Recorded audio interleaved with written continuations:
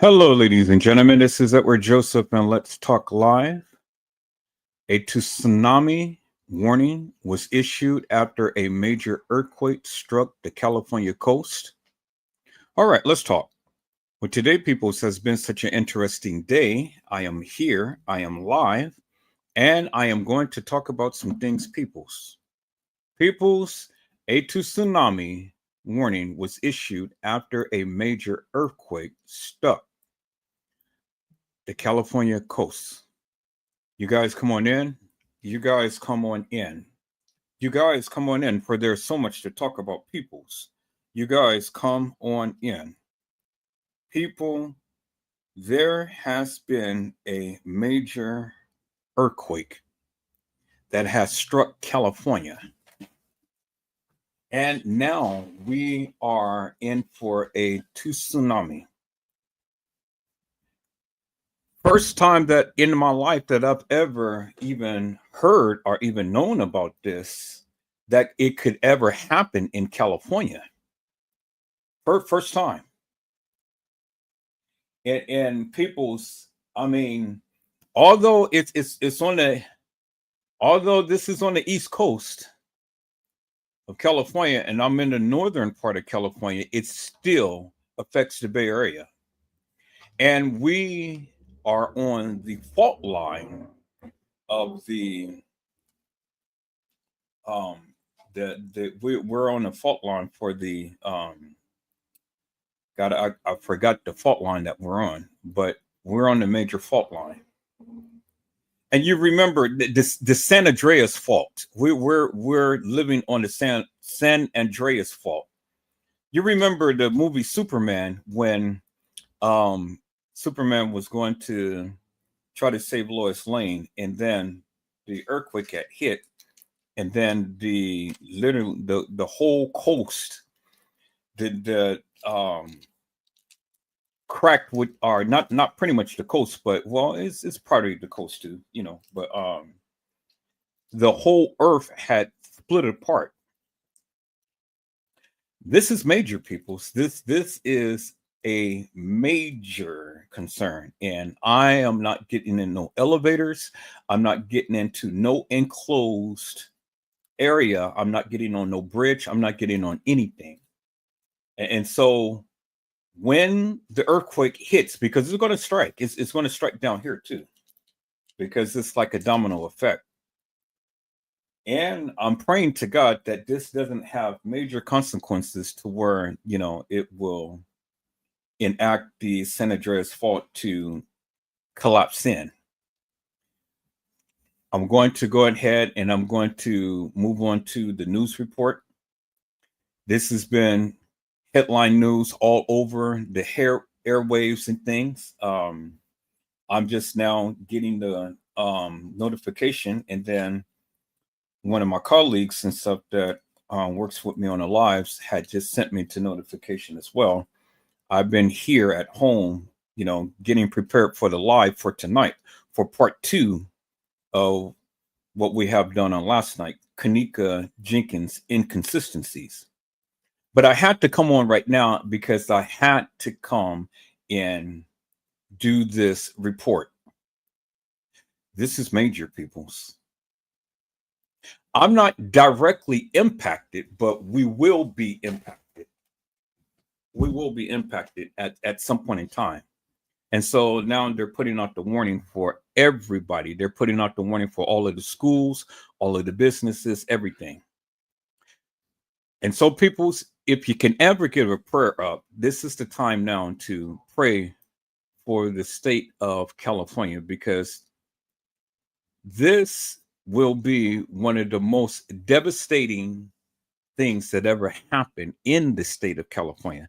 Now, I know that happens on the East Coast, and things. You guys get that winter wonderland type of um, hurricanes and all of like that and stuff. We get earthquakes, but we don't get earthquakes quite often. But this right here is major. I remember the last earthquake that we ever had. It was the Loma Prieta earthquake. and that had stretched from one end of California to the other end of California. And I was stuck in the train underground. It's called BART, Bay Area Rapid Transit, but it's just like the train that they have in Atlanta, Georgia. It's called the MARTA train or something. You know, the train are just like in New York, the subway train. I was stuck on the train for hours when the earthquake hit. The train literally rocked and tilt, and I thought that we were going to tip over. I'll never forget that. And I'll never forget that the Cypress Bridge, the Cypress construction, the freeway had collapsed, and thousands of people were smashed like pancakes because the freeway had literally collapsed for miles on end. And my accident was literally down the street from where the structure had collapsed, the freeway. So I'm not scared, but I am concerned. And so this is one of the reasons why I had to come live right now. Hello, everyone in the chat, one-on-one, and Gina, to you, it's a blessing to see you on today. Not doing my normal routine because right now this is something that I need to bring awareness to the people. And so, peoples, let me go ahead and let me share the breaking news.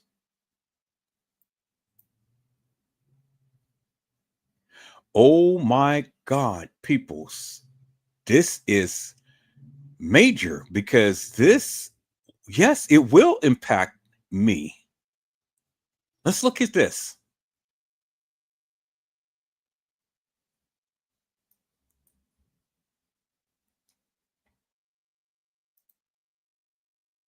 To these tsunami warnings, a water level, an advisory level, and a warning level. We are at level 3 in that warning. Which is the one where we need to take immediate action. Exactly. Now, the National Weather Service has issued this. It's dangerous along those coastal areas for coastal flooding and powerful currents that are definitely possible right now. Another thing to mention, too, though, is we take a look just at the earthquake aftershocks. We continue to monitor this closely, but by the numbers, what the USGS just reported is our aftershock forecast for this specific earthquake. As of now, so about a 5% chance that we'll see anything above a 6.0.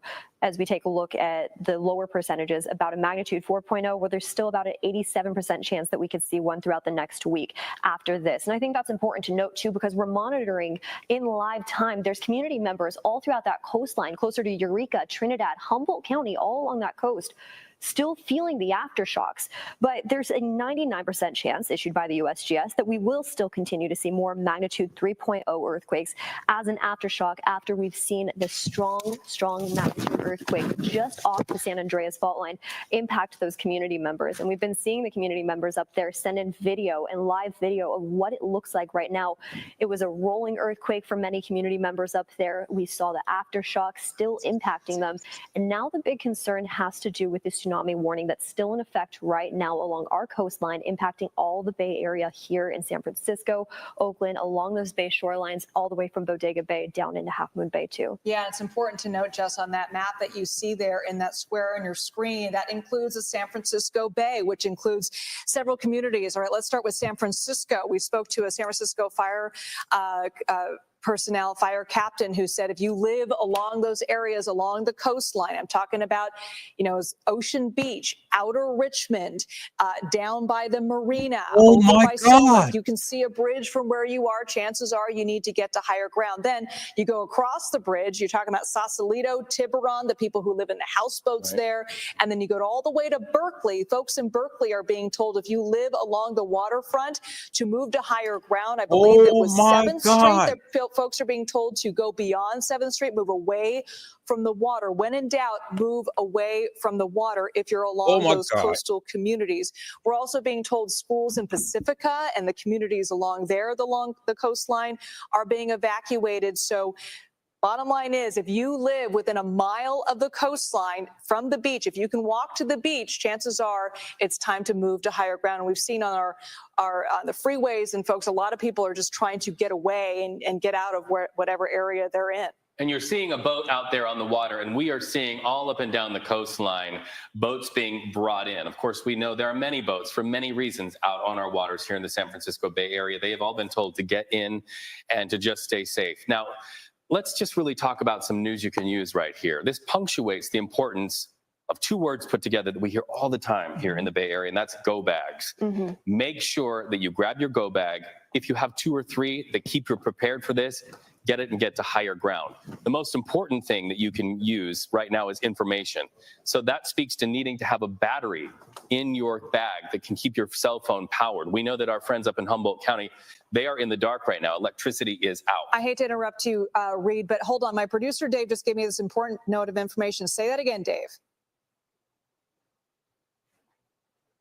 Okay, we just got word from the National Weather Service that the tsunami threat in the Bay Area is over. Now, we're working to confirm that, but according to my producer, the National Weather Service, Jess, you have some new information as well. I'll read it from the National Weather Service directly. The tsunami warning is canceled for the coastal areas of both California and Oregon. They're now stating that no tsunami danger is presently in this area, here in the Bay Area. So this will be the final warning from the U.S. National Tsunami Warning Center.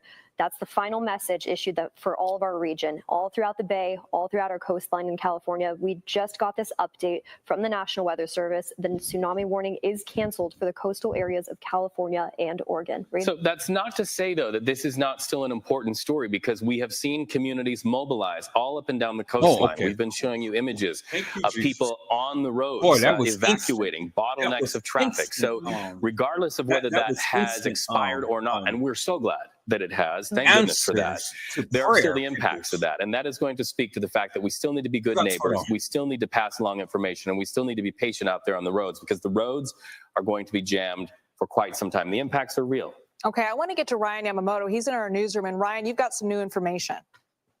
Yeah, we've been scouring through social media, looking for different videos of the damage, especially up in Northern California. So we're getting a first look at some of the damage. We've been showing it to you earlier, but let me give you some context of what we're looking at.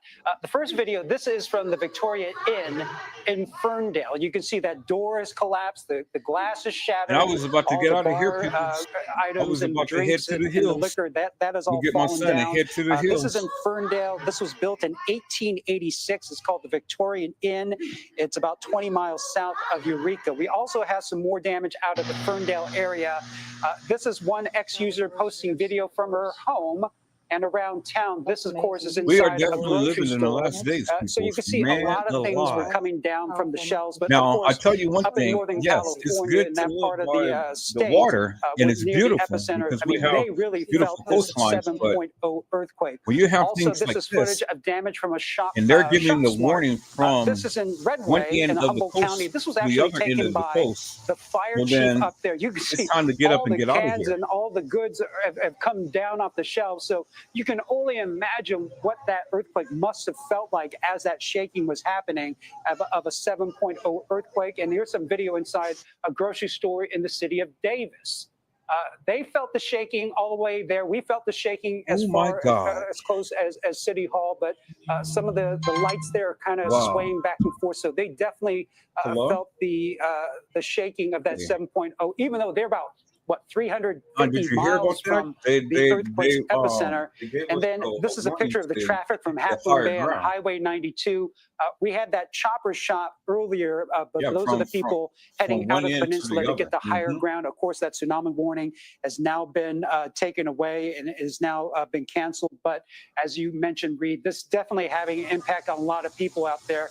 But some more damage of some of the different areas. No, they gave a warning to the up in Northern California that definitely felt we need to the head shaking to the hills because they were so close to that epicenter because of we're 7.0. We're working to get more video, we're right more here by information the water. coming out of Northern California, but we'll keep you updated. But as you can see, if if you were up in Northern California, you definitely felt it, and you definitely I mean, experienced some damage from that earthquake. now, but Yeah, we but spoke to a earlier, couple man, people I who was live up there, getting Ryan, out and of they here. described it as sort of I this was about to go rolling get Micah, sensation. And you know, I've and lived in we heading California my up whole life, into the and we know a lot hills. of people up there have lived there too, and they Sure felt enough, earthquakes. But it doesn't matter. Every single time you feel one, it is shocking. Oh yeah, It's there's that scary. there's that yeah. moment, right, where you just kind of stop and you pause. You and I were in the studio for the noon show You during, know I think it what was was like coming to my mind a was, 4.5, you know, and you and I the both, Superman movie, right? we When froze and we looked at Superman each other, and then we looked up, and I remember was trying to watching the save lights Lois Lane, above and then us the earthquake hit, just swaying back and and forth, the San and so Andreas fault it is just an cracked open eerie and stuff. feeling when you feel that, and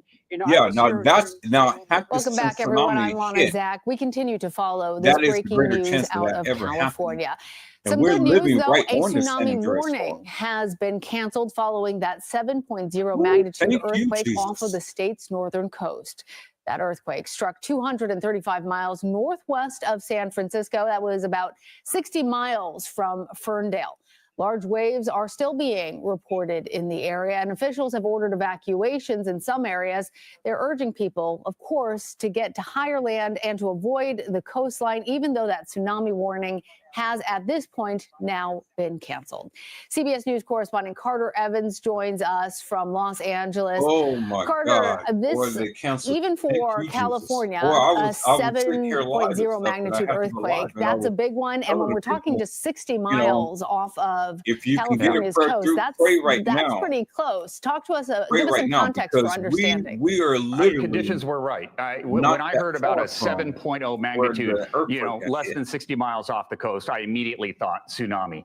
And you've got a little time to prepare because the waves are going to take a little while to get to shore, generally traveling around 30 to 40 miles per hour through the ocean. That's how they can essentially time when they think the waves are going to hit. And that is ultimately probably how they were able to cancel this warning, too. The time when they expected the waves to hit based on when the earthquake struck passed and the tsunami did not materialize. And so that is certainly good news. But you're right, this was a big one. Conditions were right for it, just off the coast. And think about the Bay Area, too. So many low-lying areas there. So it's not just along the coast that was concerned. It's along all those waterways on the inland as well, all those homes in Marin County that are down close to the water. Those are big, big concerns. So this was a massive effort to get people away from the water's edge, away from the ocean, as fast as possible. Yes, and Carter, it was interesting watching our colleagues over at KPIX as they were following the people who were still out on the beaches and seeing those helicopter shots, as you can see, it's right there, of people who were still out there because this happened so quickly. It was so close to land. If there was, in fact, a tsunami, we're talking about minutes, not hours. I understand that those evacuation efforts, they were undertaken. Do you know, now that the tsunami warning has been canceled, are officials telling people that they can go back in? Are we just in sort of a period of confusion at this point? What's the best option in order to stay safe? Probably going to be a lot of confusion right now. But since the since NOAA basically has canceled this tsunami warning, I think it is safe for people to go back. But, like you, I saw the video from the helicopter. There are surfers in the water, and I thought, do they even know there is a tsunami warning right now? There's no communication with them out there. They may not even have any idea. And then you do get some looky-loos that will go down to the beach and try and see if they can see it. Now, one of the clear signs that a tsunami is about to occur is often the water recedes. So it would look like an extreme low tide. And a lot of times, if people haven't been warned, that's enticing. People want to walk out. They can pick up shells and things like that. It's a strange sight to see. That did not occur. All right, people, I got to get out of here. I'll be back in about Given though I'll be back in about an hour. This was a very large earthquake. I'm going to leave this news Aftershocks report on so I can have some we know that there's already been documentation. some of them. Can you tell us a little bit about on the possibility of additional aftershocks? What has already been I'm experienced there in California? going to keep the live on. So we've already seen a handful can have of a documentary aftershocks, of not nearly this as big as the first one, but there is still check in possibility of more of my them. family Now, right a now, so large I got to get out of aftershock, here. 6.0 But I'm going to or leave the bigger, live on. that I'll be back. percentage is pretty low right now. But for the next week or so, that area could experience aftershocks that are definitely Thank you for your measurable prayers. and But something I'm that going to people make could sure feel. that my family is Carter safe. Evans out there for us in Los Angeles. Glad that you and everyone in California are safe and that tsunami warning is now over. Thanks, Preparedness Carter. right now. Sure. because even though I that want to they take you back canceled the over to our warning, friends at CBS still, News Bay Area. Weather or the national, you excuse know, me, the USGS just within the I past don't 2 minutes trust has that. reported a 3.9 earthquake, So a we're 5.0 getting ready earthquake, and to that's have just our offshore where you evacuation see Rio plans Del right there on the map. already intact. Barberville, So those are the communities if we continue to just keep a in close eye on case, right now. because And one of we're those not too communities far that really from acted swiftly, especially when that tsunami the affected warning area, happened, was in Pacifica. And our very own Gianna Franco is in that area right now. we're Gianna, do we preparing have you on the ourselves. phone? So Yeah, people's, hi. Hey, I'll be Hi. back. I'm Oh, gonna leave thank the live goodness the on. tsunami I threat now greatly appreciate passed you after all. that Thank you earthquake. so Folks much. are, Keep your prayers in going. theory, being allowed Blessings. back into their homes. What are you hearing? Yeah, you know, it's where we came. We first evacuated up to Roberts Road, and then we went further back in the valley to an area where it's near Cresty and Fassler. And I have like a really good view of Highway 1, and I can see part of the ocean. I'm watching flashing lights leaving Highway 1. So my guess is at some point they had some sort of something set up to sort of let people know, to get out of the area or to be safe. Right. But they clearly cleared that, and they did cancel school for the rest of the day, I think, just to play it safe. Sure. But most of the residents here, lived in the lower Lindemar area that came up to this area. I spoke to a guy named Ted who's been in Pacifica for 50 years. And, he and I both went through the 2011 tsunami warning that happened in this area that was triggered by the earthquake in Japan. So this one seemed a little bit more, a little scarier because, in the middle of the day, kids were at school and, they evacuated the schools pretty quickly, at least the ones that were in the lower lying areas. But it sounds like things have settled. I'm seeing a lot of the cars leaving now from where we are. Right. And Gianna, I made this point earlier. The tsunami warning may have been lifted.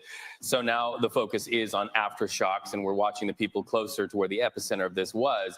But there's also a story that affects hundreds of thousands of people from the Oregon coastline all the way down into the California coast. And that is exactly what you have found yourself caught up in. And that's going to be traffic jams throughout the day, interruptions in transit service, the need to check on your neighbor. This will be a story that will have lasting impacts throughout the day, which probably speaks, Gianna, to why schools are just canceled where you are in Pacifica. Yeah, I mean, one of the reasons why we left the area we were at originally on Roberts Road is because it started to get so crowded with so many vehicles. People were making illegal U-turns, and I could just see the traffic backing up. And I just had that thought. It's, I've got me, my kids, my mom, our animals with us. I did not want to be stuck in any sort of backup or issue, especially if there was a need to evacuate even further back. And I'm curious. Sorry, go ahead, Gianna. I'm sorry to interrupt you. You are seeing that. You are seeing that. My stepson is on that road right now, and he's texting me, telling me it's kind of a madhouse. Yeah, everybody's kind of relieved that the tsunami threat has passed, but now they're just trying to get back home. I'm curious, Gianna, I mean, you work in the news business, so you're very connected to what's going on at all times. But I'm thinking about the folks that aren't necessarily always connected to the news that's happening right now. They're not on their Twitter. They're not necessarily looking at their phones all the time. How was the community around you notified that it was time to get to higher ground and get out of that neighborhood? Were there calls? Were there specific warnings to your neighborhood?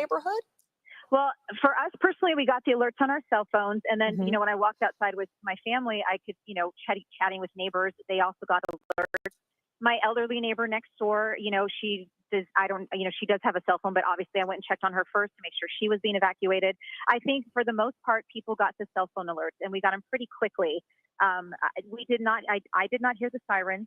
We have a warning every Wednesday that goes off to kind of test the sirens. I did not hear those go off today. Maybe I tuned them out because I was so busy getting my kids out the door, but that is something I think that, typically happens when there is some sort of warning. Right. But I did not hear that. My alert was via my cell phone. And we know we have a lot of people watching all over the world. We're streaming, and we just want to update people if you're just now logging on or tuning in. A 7.0 magnitude earthquake hit, and you can see right there where the epicenter was. It bounced back and forth, ladies, between 7.0 and 7.3. That quickly turned into what was blaring alarms on all of our phones here in San Francisco, down in the financial district, saying, tsunami alert, get to higher ground. And so that has been our life and the life of hundreds of thousands of people all up and down the Oregon and California coastline, grabbing our go bags and tuning in to information streams and making sure that we can do what these people are doing, which is get away at least 100 feet above water. So if you're just now tuning in, that's sort of the arc of this story. Jess was able to just tell us a moment ago that the tsunami alert has been lifted. Jess, any idea as to why that was lifted so quickly? It really made a lot of people get out on the roads and start to evacuate. I mean, yeah, stretched all the way down into Santa Cruz. We were watching the traffic get crazy along those shorelines as people were preparing for the worst. And the National Weather Service did report that around 12:10, that's the time right now, 12:10, we were expected to see some of those strongest waves near San Francisco. But as this continues to develop, mind you, it was originally a 6.0 reported, then a 7.0, then a 7.3, then back down to a 7.0.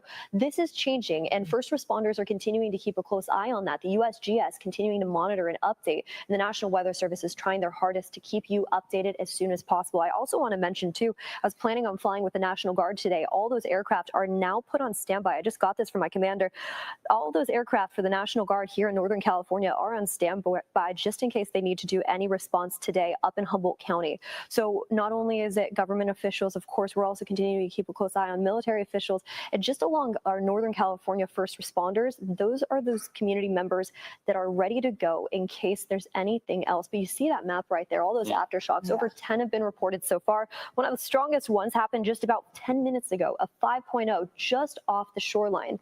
You see that larger orange circle well offshore. That's that 7.0 that happened at 10:44 this morning. That was the large one. Now those aftershocks are slowly starting to creep closer to the San Andreas fault line, which is highlighted in that light red color along the California coast. So there are a lot of developments happening right now. And Reed, to answer your question, the National Weather Service is updating us as soon as possible as to why that has been expired. But this is an update. The tsunami threat has now passed after that 7.0 earthquake. And we're expected to see more aftershocks in the coming hours here. They're going to get less and less, but now is the time when you really could expect to feel it. Exactly. And communities like you see right there on your screen, Rio Del, Eureka, Trinidad, all throughout that region. And we could potentially even see some along our California coastline here in the Bay too. That wouldn't be shocking, especially after such a strong magnitude earthquake like we saw just about an hour and a half ago. I'm really glad to hear that the tsunami warning was lifted, because we are now 2 minutes past when we were all told within the last hour when those waterways would be swollen. Now, we just got an update from State Senator Mike McGuire on X. Here's what he has to say. The state is sending immediate assistance to Humboldt and Del Norte communities to assist with emergency operations. He goes on to say there are reports of some homes that have come off their foundations in the greater Eel River Valley region of Humboldt. Homes off of foundations, folks. Approximately 10,000 customers also without electricity in Humboldt County. That from State Senator Mike McGuire. That just gives you pause. Places kids would come home to today to have their after-school snacks now wiped off their foundations. Yeah, you're talking about just the damage that was from that major earthquake. We want to go to an emergency crew member from Arcata. Are you still on the phone there, sir?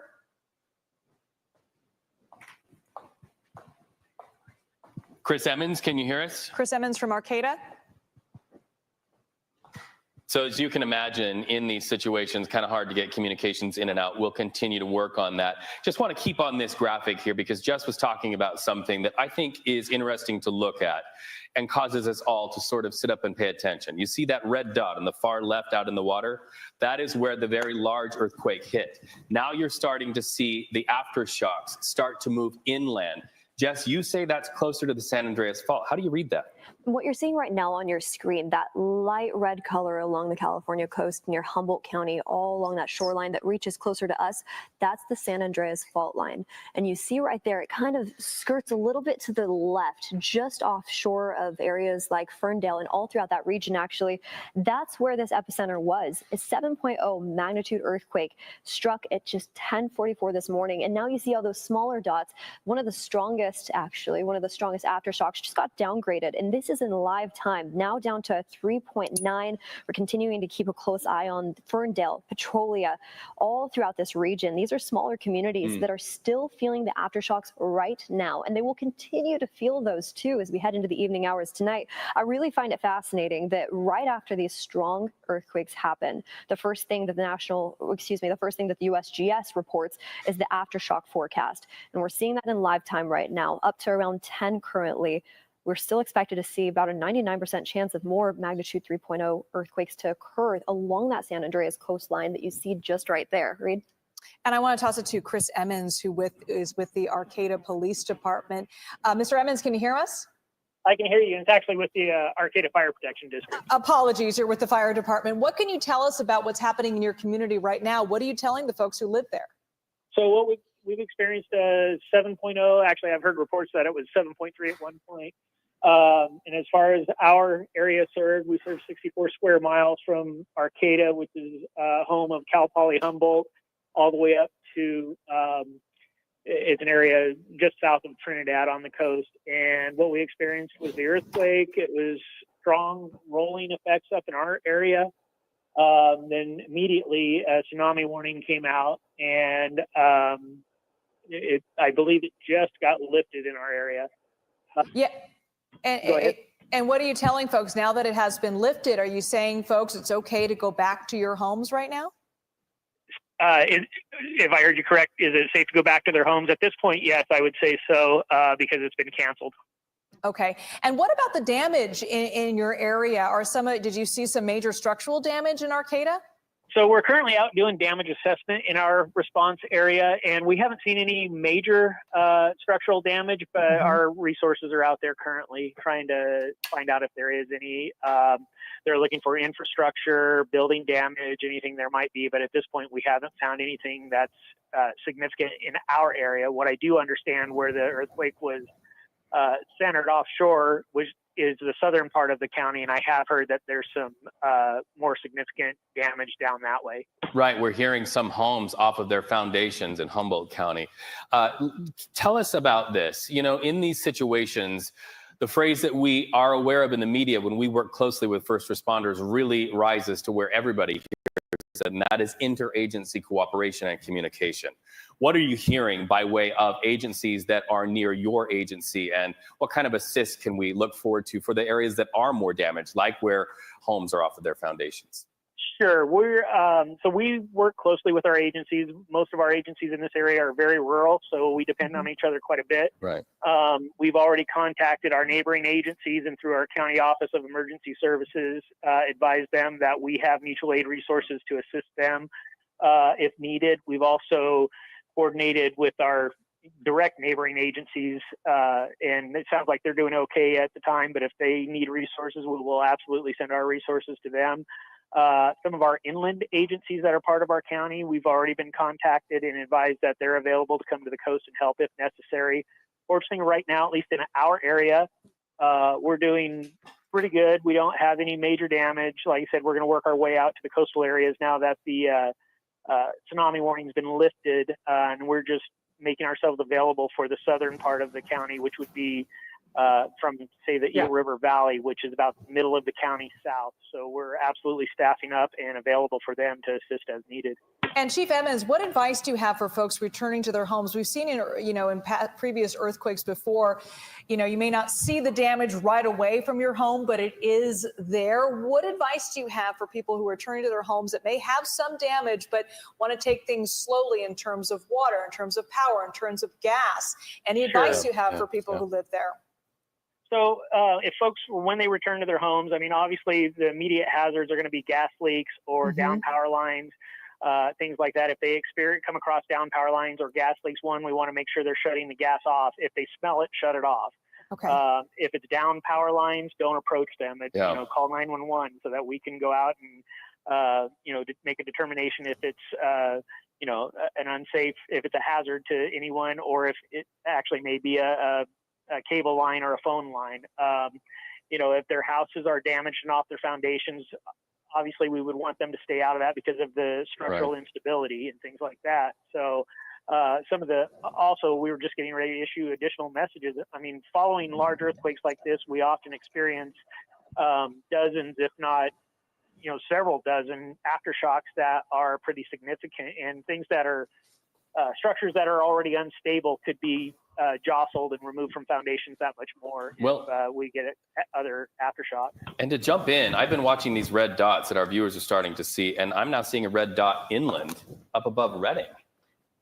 Aftershock. That's closer to Trinity Lake right now, and we are keeping a close eye on that. You also see just south of Ukiah, too, that this map is currently showing some of those smaller aftershocks impacting northern communities of the Bay Area as well. But the epicenter, where it's just at offshore, of Humboldt County, off Rio Dell, off those smaller communities, those are the areas that are going to be seeing some of the largest aftershocks. But it is forecasted by the USGS throughout the next week, we could still see those aftershocks. Yeah, that's not unusual to see, even though the major earthquake was off the shore there, to see some aftershocks more inland.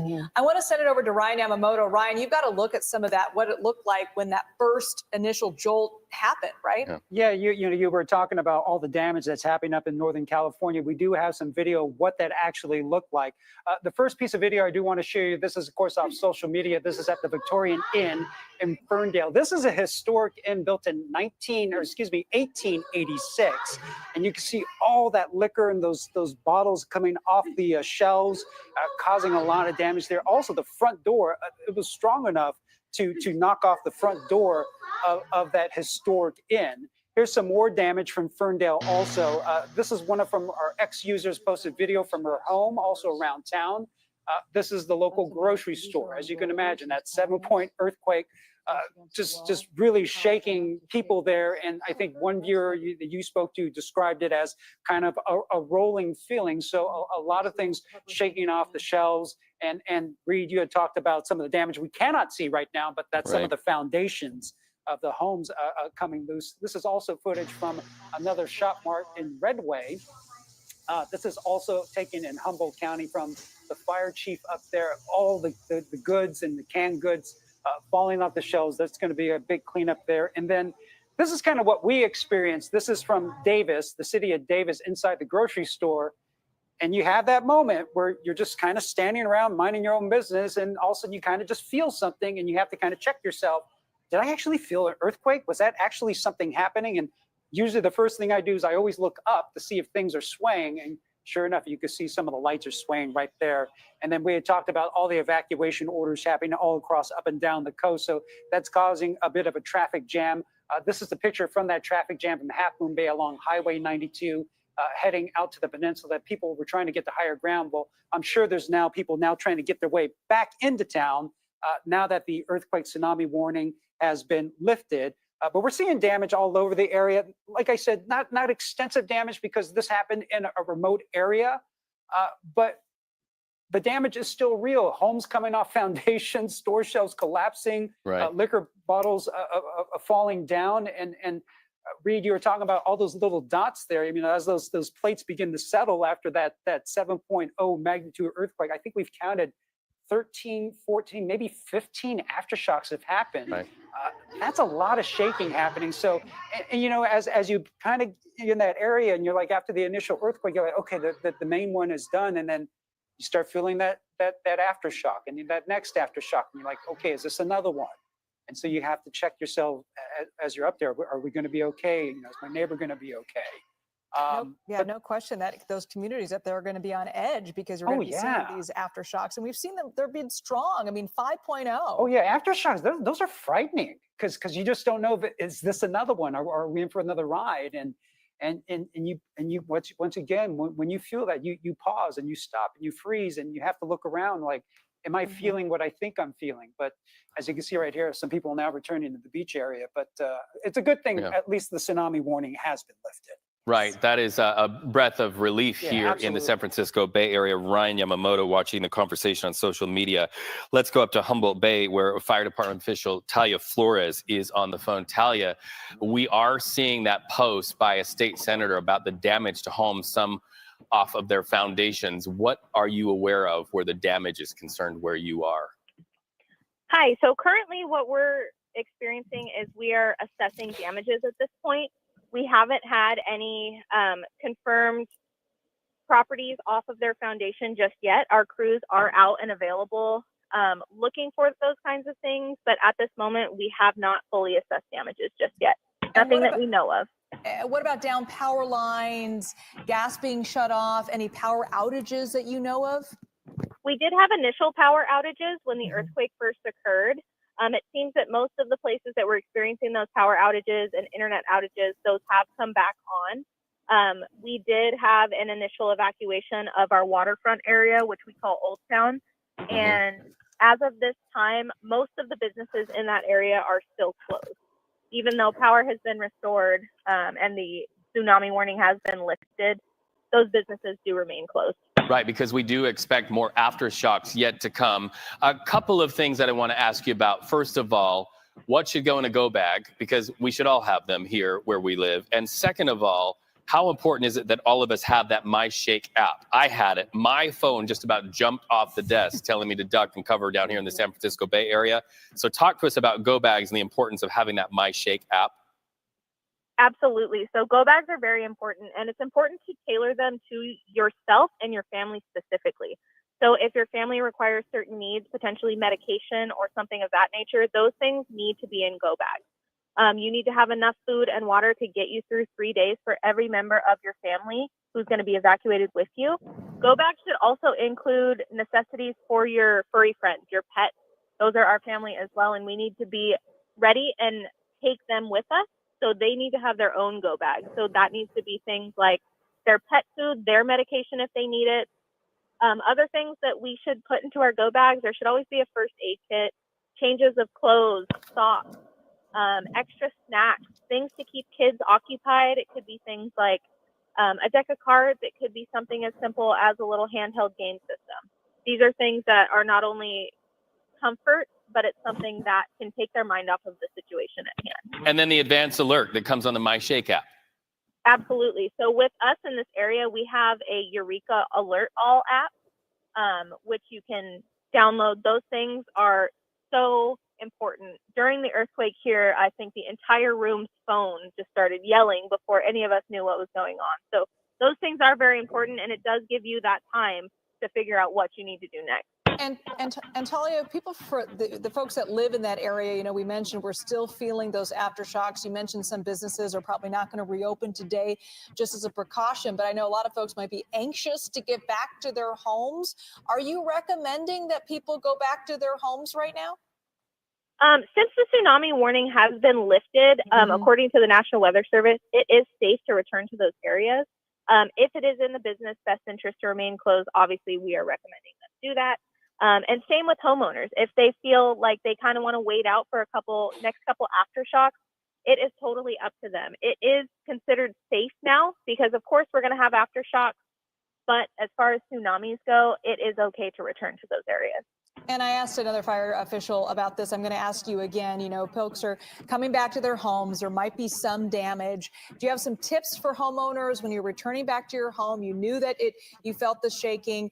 Any tips to make sure that your home is safe to be in? Yeah, if anybody is concerned about it, the city or county, depending on where you live at, can come out and check your home for structural damage, which is very important because if you have structural damage that you are unaware of, that could lead to further issues with the weather that we experience and things like that. So it's important to get those things checked out. And the county and building departments are totally willing to come out and check those things out for you. All right, Talia Flores with the Humboldt Bay Fire Department. And I want to bring in Jess now to talk a little bit about these aftershocks that we've been seeing, these dots that are there on your screen. I don't know if we have that map to pull up, but after that initial jolt was felt, there's been several stronger aftershocks, not only by where the initial, there it is, not only by where the initial shaking happened, but also inland over there by Redding and over there even a little bit south of Ukiah. So this is still something we're looking at. Exactly. So let's talk about the timeline of this, and all three of us can pitch in on this because it was exactly at 10:44. I was with Reed. His phone immediately alerted him to take cover. Initially, we thought it was something closer to the Bay Area, right? And then once we started to discover, the first thing we did, look it up, where is it at? It's well offshore of Humboldt County. Well, now the big concern, of course, was the tsunami warning that came only within maybe 5 minutes after that. That was closer to around 11 a.m. So from 11 to about now, we've been watching the risk of this really kind of get off that heightened level where we were concerned mostly about the tsunami all the way down into areas like San Francisco. Originally reported, we were concerned about the waves hitting us around 12:10. Well, by the time that 12:10 happened, that tsunami warning expired. Now the big concern for community members up there, and this is typical of any strong earthquake that we see along the California coastline, has to do with the aftershocks. And you're seeing it on this map right now up near Trinity Lake, close to Redding, all the way down into the Bay Area, northern parts. We're seeing those lighter waves, those lighter shocks. And we're going to continue to see this really as we head into the afternoon hours today, throughout the rest of this weekend, heading into next week. There's still a chance we could see those little rumbles after such a strong earthquake hit closer to the San Andreas fault line. What you see on your map right now, by the way, I want to just break this apart. That larger orange color, that was the initial hit closer to areas all the way along our coastline. We saw about 45 miles offshore, southwest of Eureka, that initial earthquake at 10:44. That's when all of us along our coastline saw those MyShake alerts on our phones. She also just mentioned a second ago, Eureka and along Humboldt County, they have a special app they use. This is a friendly reminder now. If you don't have those apps already, download those apps. If you don't have a way to alert you, get that now, because this is true. We live along the San Andreas coastline, and we just talked about the timeline. The time now is 12:30. And within the past hour, we watched this really unravel.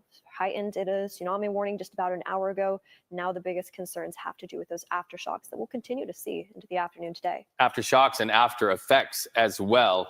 We're talking about the effects of schools. You know, schools will start to get out here in Northern California here in 2.5 hours. So if you have a child in a school, know that some schools have actually canceled down in the Pacifica area, but pay attention to those alerts as well. Now let's go to a scientist. Yeah, Maureen Long, a seismologist. We just spoke to her. Here's some tape of that interview. The USGS has issued already an aftershock forecast for this event. So folks can go and look that up on the details of that up on the USGS website. You know, they are forecasting that there's, you know, maybe about a 40% chance of an aftershock larger than about a magnitude 5 or 5.5. So certainly it's something that we need to be aware of. Because this earthquake happened beneath the ocean and not directly under any population centers, it's certainly the most likely scenario is that any aftershocks will be smaller than the initial shock. We can't rule out the possibility of a larger earthquake, but the most likely scenario is that any aftershocks will be smaller. So USGS aftershock forecast, we've pulled it up here on our phone. We're doing what we hope you will do as well. If you get on there, earthquake.usgs.gov, that is what she wants to drive all of our eyeballs to, because that's a forecast of the aftershocks that we can all expect to feel in our area. Yeah, and she said, Maureen Long there, a seismologist, said there's a 40% chance for an aftershock of 5 or higher. And we've already seen that, Jess. Exactly. And also, let's continue that number game. About an 87% chance as of now issued by the USGS that we could see a magnitude 4.0 earthquake. And those numbers really jump to 99% with about a 3.0 magnitude earthquake still expected right now. And according to this forecast, this chance of at least one aftershock within the next week, that's going to be apparent for us. And we see that right now. I've been updating my phone every 5 minutes or so, and we continue to watch that map populate. Now a 3.4 magnitude earthquake just within the past, let's see, 4 minutes of just offshore of Petrolia. And we're over 20 at this point. So we're continuing to watch that kind of creep closer to that shoreline. And that's going to be the big concern for community members there with that initial shock felt just about an hour and 10 minutes ago. Well, and I'm looking at this, and hopefully we can pull this up, earthquake.usgs.gov, the aftershock forecast, just the regional graphic that they show you right there. It literally looks like popcorn out in the water, the amount of aftershocks that are happening out in the water. And then that popcorn sort of starts to go inland as well, over into Eureka as well. On our screens right now, you're seeing it in those red dots. But what is striking to me is you've seen the big event, which is this big circle right here. Ladies, I'm colorblind. What color is that? It's big and orange. Big and orange. And then after that, I know my mother's watching streaming. She's like, you inherited the family colorblindness. But then you're seeing the aftershocks come inland. Then you see up by Redding aftershocks, down south of Ukiah some aftershocks as well. So that's a good tip from her, because that aftershock forecast is something you want to be watching in the days and the hours ahead. And of course, this all stems from a 7.0 earthquake that happened just a couple of hours ago, as you see there off the coast of Eureka. Again, that big orange dot, or big orange dot there. That was the initial shake, and that prompted the tsunami warning, which is that's the highest warning you can have of a potential tsunami. Now, thankfully, the USGS and the National Weather Service lifted that tsunami threat. So that has now passed. But what we're talking about here is that there's still a threat of some major aftershocks. In fact, we just spoke to a seismologist who said a 40% chance for an aftershock of 5 or higher. We've already seen that. But because of this tsunami warning, because of this earthquake that happened just a couple of hours ago, communities along the coastline, all the way from Oregon all the way down to Santa Cruz, many of those communities had to be evacuated. So now that this tsunami threat has passed, people who live in those areas are now trying to get back home. We spoke to a number of fire departments up in the Northern California area of Humboldt County, saying that it is okay for people to come home now that the tsunami threat has passed, but there is still a looming kind of potential danger here with these aftershocks. Do the aftershocks, Jess, a question for you, do the aftershocks inform whether to keep that tsunami warning in place? Are they looking at that as a metric as to whether to keep that tsunami warning in place? I think initially the National Weather Service, of course, when they put that timeline out, the biggest concern was the immediate threat of if this were to continue, if we were to continue to see these strong aftershocks, those along that coastline need to evacuate immediately, get to higher ground immediately. And now as we're watching this unfurl, mind you, originally when this earthquake occurred, we were reporting it closer to around a 6.0.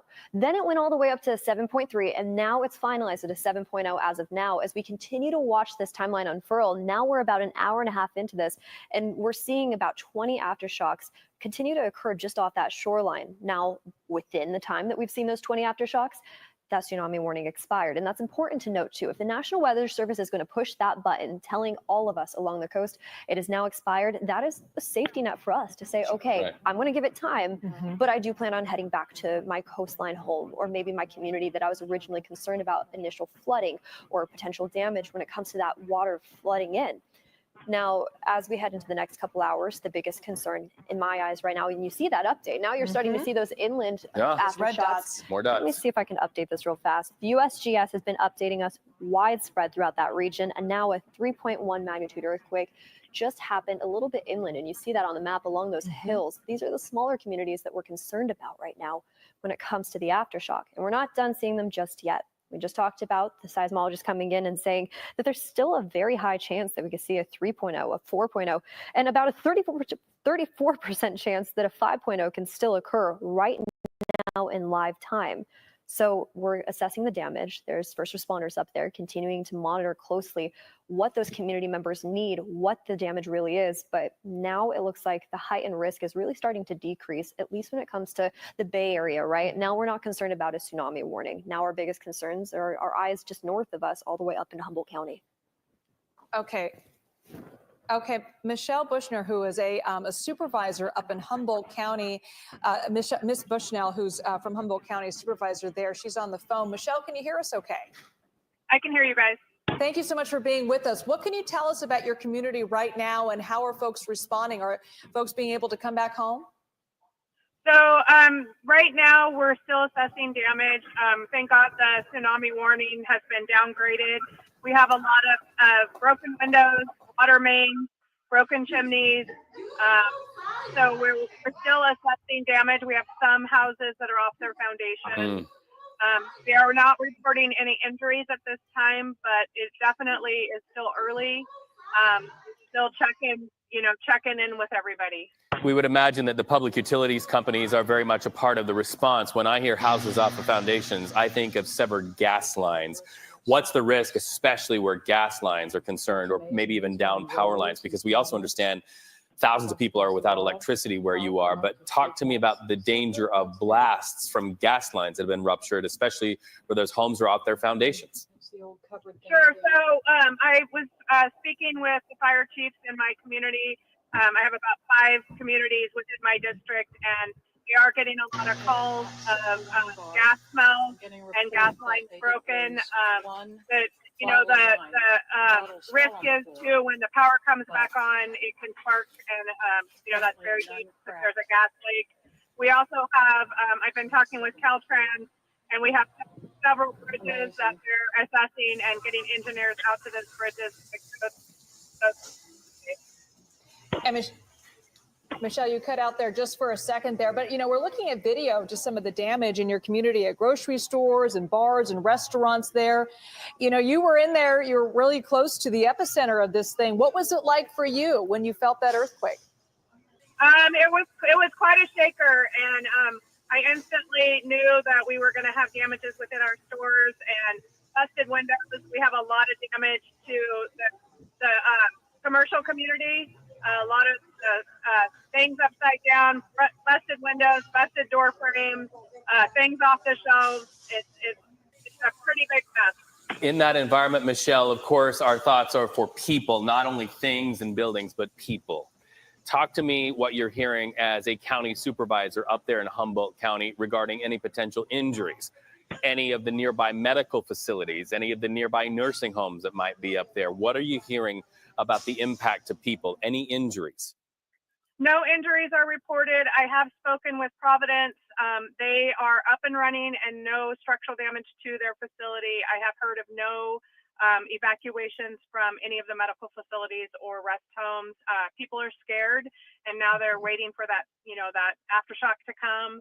But so far, no injuries have been reported.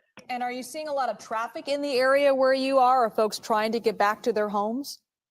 So the traffic lights in Eureka, Fortuna area have been knocked out. And so it's kind of a mess with traffic right now because the traffic lights aren't working. And yes, people are leaving their jobs and going to check their homes, check their families. It was a rather large earthquake and quite a shaker. These situations are where we need community and we need cooperation within communities. Give us one or two things, some tips for the people who are watching this right now of how we can be most helpful in an environment like this, whether it's out on the streets, whether it's neighbor to neighbor, whether it's the roadways. How can we be most helpful?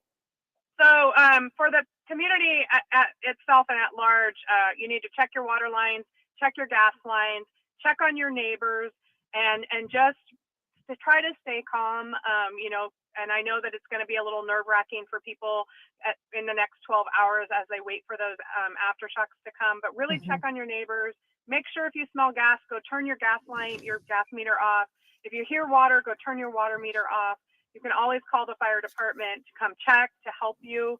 And any elderly people, please check on them. They really just need to, they live alone. They need to know that everything's okay. Yeah, Michelle, we're looking at that map of the aftershocks right now, and you're near Eureka. Are you feeling something, the ground shake every couple of minutes? Are you feeling these aftershocks? So I got a report just a little bit off the coast that they were feeling the aftershocks. Inland further, they're not feeling them. I know that they're happening, but they so far are pretty minimal.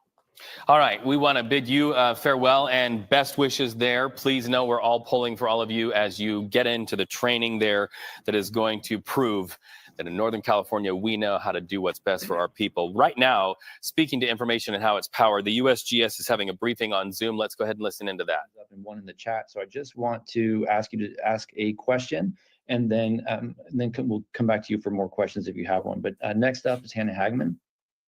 Name and affiliation. Hi, I'm Hannah. I'm with the San Francisco Chronicle. I have a clarifying question. At the last press conference, which was super helpful, I asked a question about the earthquake that occurred near Cobb, California, which was initially estimated in the 5 to 6 range. And then Christine Gould mentioned that it was a much smaller event, and then it, quote, reassessed to a 2.5 magnitude.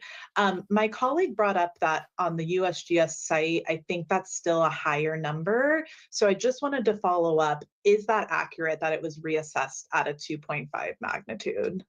It was. I perhaps to refresh the page, but the number was adjusted to magnitude 2.5. Okay.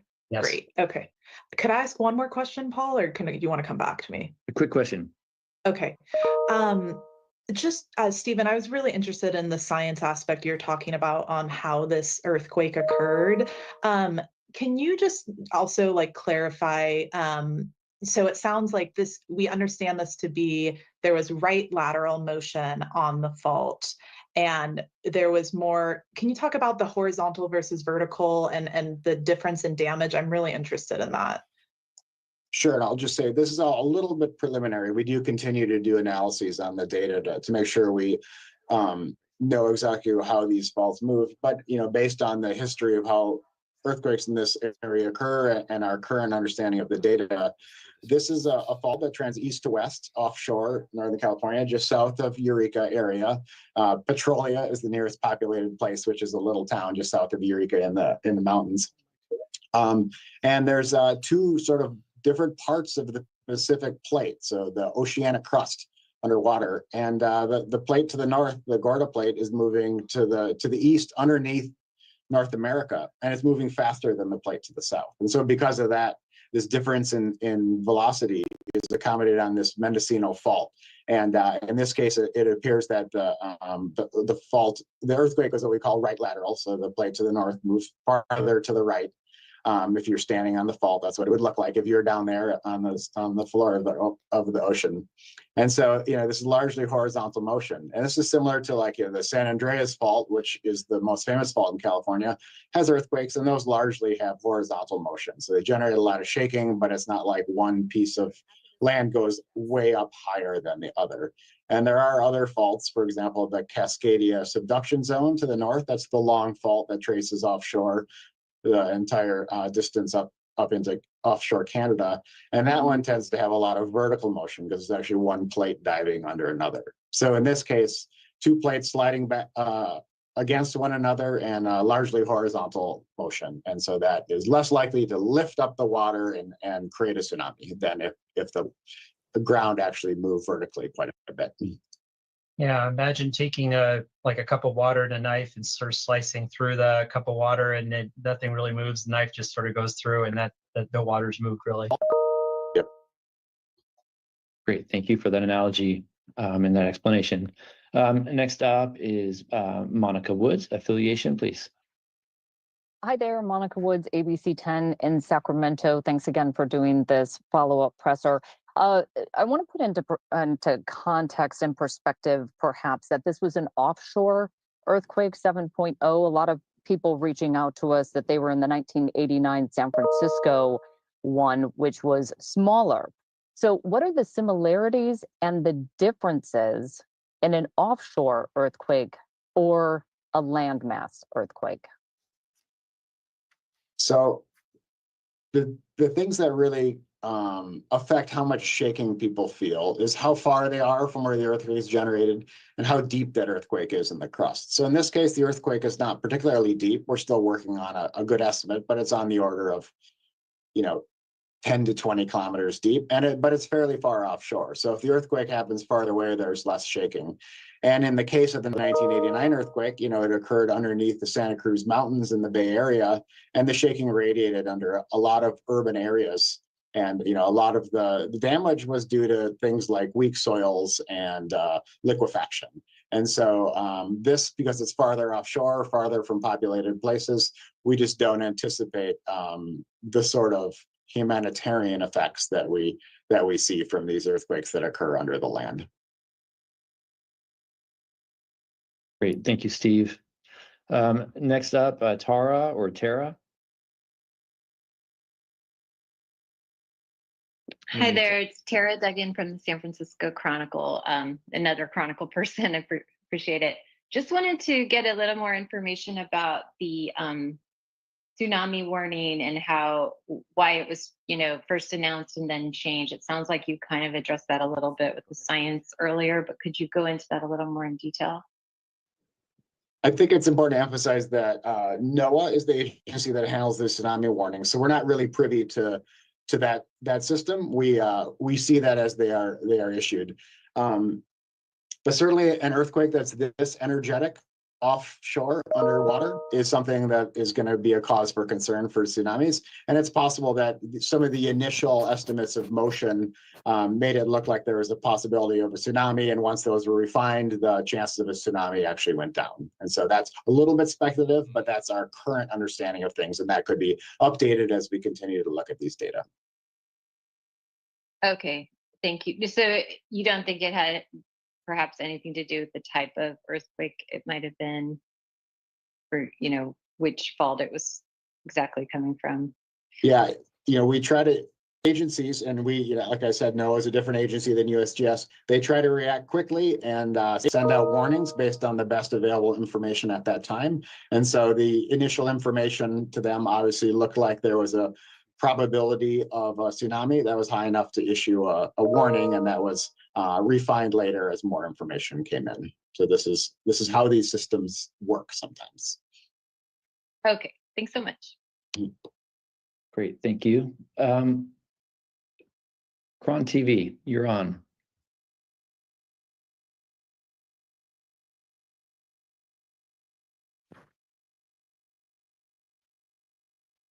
Okay, we're not hearing you. I saw your mic came undone, but I'm not hearing you yet. Okay, you might want to check the mic settings in. I'm going to go ahead and move to Ravenna right now, Cron, but check your mic settings in the settings box there. Ravenna, and affiliation, please. Yeah, hi, Ravenna Koenig, NPR. I joined about 2 minutes late, so apologies if you answered this, but you had said that, in places there was intensity 8, there could be slight damage to well-designed structures, common structures receiving considerable damage. How widespread would you expect those impacts to be, and where, would you expect to see them? Well, Steve, you want to take that question? Or is that, Go ahead, Bob. Okay. So yeah, so one thing that we know is, think of an earthquake is like dropping a rock into a lake, and you have the waves sort of moving away.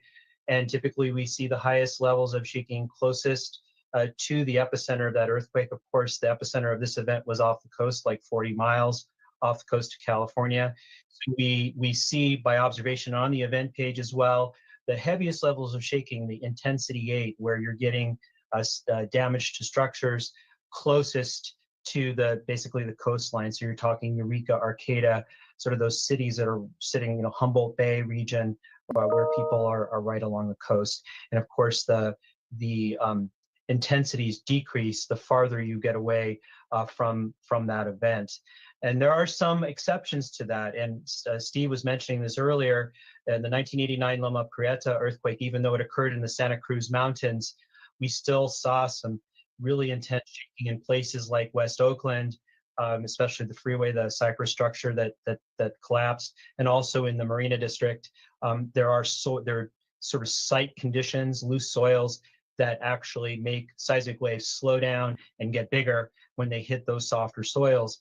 So you see some of those differences, but generally what you can say, and on the event page, you can see the highest levels of shaking that are closest to where the epicenter of the earthquake is off the coast. The one nuance I would add to that is, in this area, Eureka is the main population center. That's going to be that, and some towns around that. And some of those towns sit on, like, the Eel River has a fairly large delta. There's some marshy sediments. There are some loose sediments. So the effects of what actually a structure is sitting on top of in terms of the soil conditions can be very important. So when we see an event like this, the first thing we think about are those people in low-lying areas, maybe on river or coastal sediments, that sort of thing, and places that are up on hard bedrock are going to be less affected. But again, it's pretty early for us to really have a good comment on the damage that occurred up there. Thanks, Steve. That's great. Yeah, thanks, you guys. Okay, Cron, looks like you guys fixed your mic. You want to try again?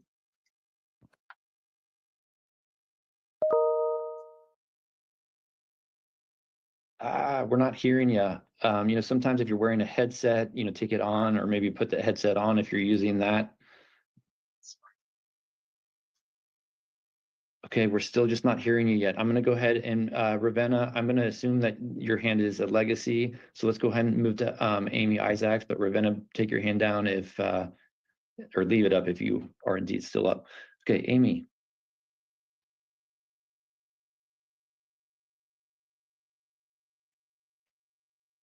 Okay. All right, we'll just go ahead. Let's go ahead to Elise Cox. Hannah will come to you in a second. Elise Cox. Yeah, hi, it's Elise Cox, and I had 2 questions in the chat, but I was also curious about the relationship of this quake or quakes, which I'm asking you to clarify, to the the big one that's expected off of Point Mendocino. Sorry. Does that make sense to you guys? There's a I didn't totally catch that. Did you catch that enough, Bob? Did you hear me at all? Are you able to hear me at all? There might be some. Yeah, we we are. We can hear you. Maybe Just restate restate your question. Yes, please. Okay, so first of all, were there one, what was it, were there one, was it one quake or two? There was one large quake. This magnitude 7.0 was the large quake, and that was far larger than any of the aftershocks that we've seen so far. Most of the aftershocks, I haven't looked at the latest, but are no greater than 4.3-ish, something like that. So one large 7.0 followed by some much smaller aftershocks. Okay, I did see that it had been measured as 7.3 by some of the equipment. It is possible there was an early estimate of 7.3. As more data has come in, it's been refined to 7.0, and one of our seismologists made a comment recently that they expect the magnitude to hold at magnitude 7.0. Okay, and how does this compare with other large quakes in the Bob, past? you want to take that one? Well, in the case of earthquakes in this particular region, I mean, in the last 5 years, we've seen events upward of magnitude 6, so magnitude 6.4 back in 2022. So these events are events do occur in this region. We know this is a very active region. So not that we would like to say that this is something that happens all the time. Magnitude 7 events don't happen all the time. But this area certainly can expect earthquakes this size because this is where they happen to be located in sort of the tectonic environment that they're in. And so this region is not any stranger to earthquakes that are magnitude 6 and larger. I think when I joined, you said that this was 8 times greater than. To the scientists with USGS briefing us on that magnitude 7 earthquake and the impacts and aftershocks. This science story, a people story, as we continue to watch the aftershocks roll in and the response from people. Yeah, and the tsunami alert went into effect just a couple hours ago. When it did, residents in Pacifica sought higher ground, people getting into their cars and parking on hillsides above that coastal town, just trying to get away from the shoreline. I want to take it over to Ryan Yamamoto, who's standing by with some new video and some new information. Ryan? Yeah, we've got some new information. We have some look at the damage up in Northern California, but also down here in South San Francisco. This is video of the Seas Candy in South San Francisco. We all have driven by this place. They were evacuating earlier today. This video was sent in from our producer, Alondra, whose mom works at that factory, but you can see all the people making their way out. This, of course, was as a precaution, as that tsunami threat is now over, so a lot of those people are heading back to work. I do want to mention one thing. We're hoping to get this video in, but the Fern Bridge, this is in Ferndale, had sustained some damage. And so they're now working to figure out and assess the extent of damage on the Fern Bridge. That Fern Bridge, if you know that area, goes over the Eel River. And back in 2022, it did sustain some damage from a 6.4 earthquake, causing $6 million in emergency repairs. So here's this video right now. We just got it in, but you can see some of the piping and some of the railing that has been bent. Also, some of the concrete has come loose, but this is a bridge that is a main thoroughfare through the town of Ferndale, but the Fern Bridge. So once again, they are now assessing the damage of that, and it did sustain damage back in 22 when a 6.4 earthquake happened, and they needed $6 million in emergency repairs. But you can see that concrete, I mean, it's just basically got shook loose, and you know, the concrete and roadways area, those also sustain damage. So, you know, as we go throughout the day, we're going to learn more and more about the damages. We've heard about some of the homes, some of the chimneys. We also seen, of course, some of the storefronts and the bars and restaurants and grocery stores. Those all sustain damage. But as we go on through the day, we're going to hear a lot more about the extent of damage. And I think you had talked to one of the state senators. They're already sending emergency funds up into the Humboldt County area. Yeah, and we're waiting to hear from the governor in just in the coming hour or so about the damage and then the relief efforts for the folks who were really hit hard by this. But I want to bring in Jess to talk about kind of who felt this initial earthquake and then the aftershocks. Well, this is issued by the USGS, Liz. And as we take a look at the epicenter, of course, it was offshore, about 45 miles offshore of areas like Ferndale throughout Humboldt County. But notice the Sacramento Valley real fast. From Redding down into Chico, down into Sacramento themselves, they've also felt those light aftershocks or that light shake initially. This is from the initial 7.0 that happened at 10:44. And keep in mind, we take a look back just about 2 hours ago. A lot of us here in the Bay Area initially got that My Shake alert that said, take cover, get under something safe. And we continue to keep a close eye on where this earthquake was even at. We initially thought it was closer to us here in the Bay Area, and we continue to find out that 7.0, originally reported as a 6.0, was well offshore of Humboldt County. But you see that Did You Feel It map all the way down into areas like Santa Rosa and Davis. We're getting reports right now that they felt it as well, stretched all the way up into Ukiah, but the initial epicenter just offshore. That's where most of that damage is, just along those coastlines south of Eureka, north of areas like Ferndale. From our team to you at home, no matter where you are listening to us, you've been watching continuing coverage of that 7.0 earthquake that hit and the impacts and the aftershocks. We will continue monitoring this. You can watch continuing coverage on kpix.com and also on CBS News 24/7. Our teams are spanned out throughout the state of California, even up into the state of Oregon, where we're going to continue to bring you this story. It is that moment when a science story intersects with people's story. And also we're going to be hearing an update from Governor Gavin Newsom very soon Yeah, as well. hopefully that's going to happen within the hour or so. But again, that tsunami warning has been lifted from Oregon all the way down to the San Francisco Bay Area, down even to Santa Cruz. So we're going to keep you updated online, kpix.com. Stay with us.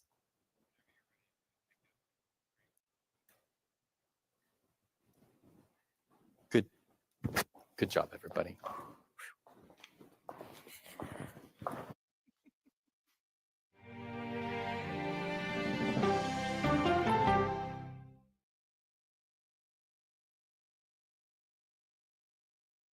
Come on, Julia. Oh, no. I will if you will. You go, gal. That's right.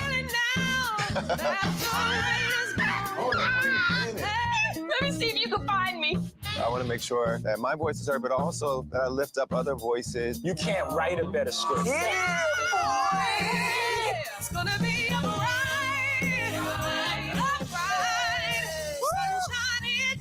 We'll see you 7 o'clock sharp.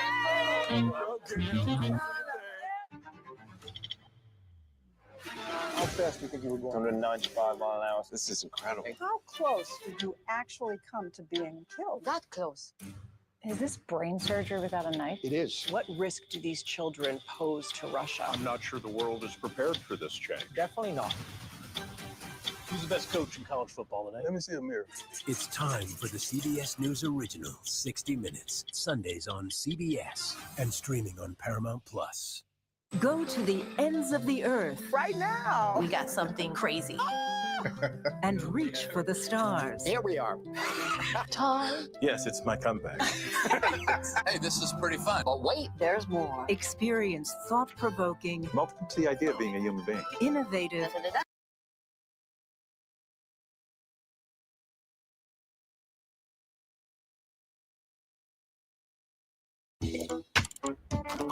Help reduce plastic landfill waste with San Francisco Bay Coffee's commercially compostable 1-cup coffee pods. That's one small sip for a better tomorrow. San Francisco Bay Coffee. Are in, quote, critical but stable condition after being shot at a school in Northern California yesterday. The incident reportedly happened around 1 p.m. local time at a small religious school in the town of Oroville. Police say the suspected shooter was found with a self-inflicted fatal gunshot wound.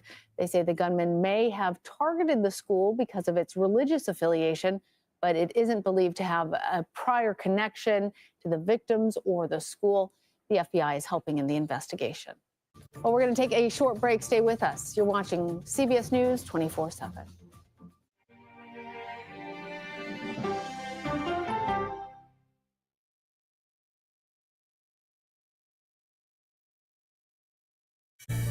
An original documentary from CBS reports. It was genocide, a deliberate effort by the United States government to eliminate the food source that was relied upon by Native American tribes. American bison were slaughtered and Native Americans displaced. And that's how tribes were subjugated to reservations and our lands were taken. But now, through conservation efforts at Yellowstone, Buffalo provided everything that we needed. Now they need help. a herd grows We need to step up and help them. and a culture is reborn. When the buffalo return and come back, that's when our tribe will begin to heal. Yellowstone Bison Revival, now streaming on the free CBS News app. Oh, wow. Look at this. Let 60 Minutes take you on a private tour of the National Archives. So there may be treasures like this buried in boxes. Historical secrets from America's past. So this is original from 1778?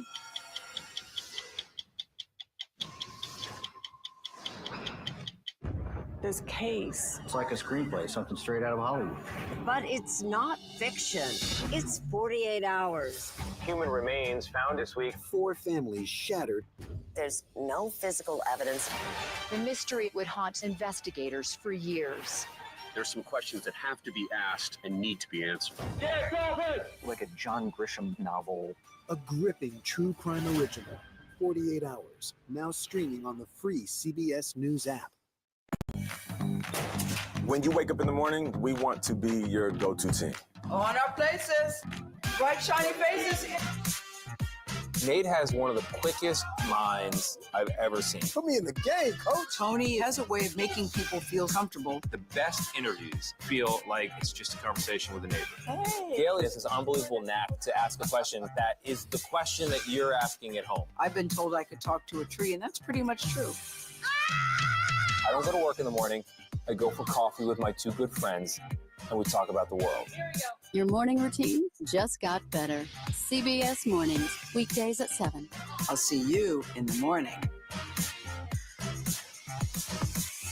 Listening to how someone explains themselves is so key to understanding their perspective.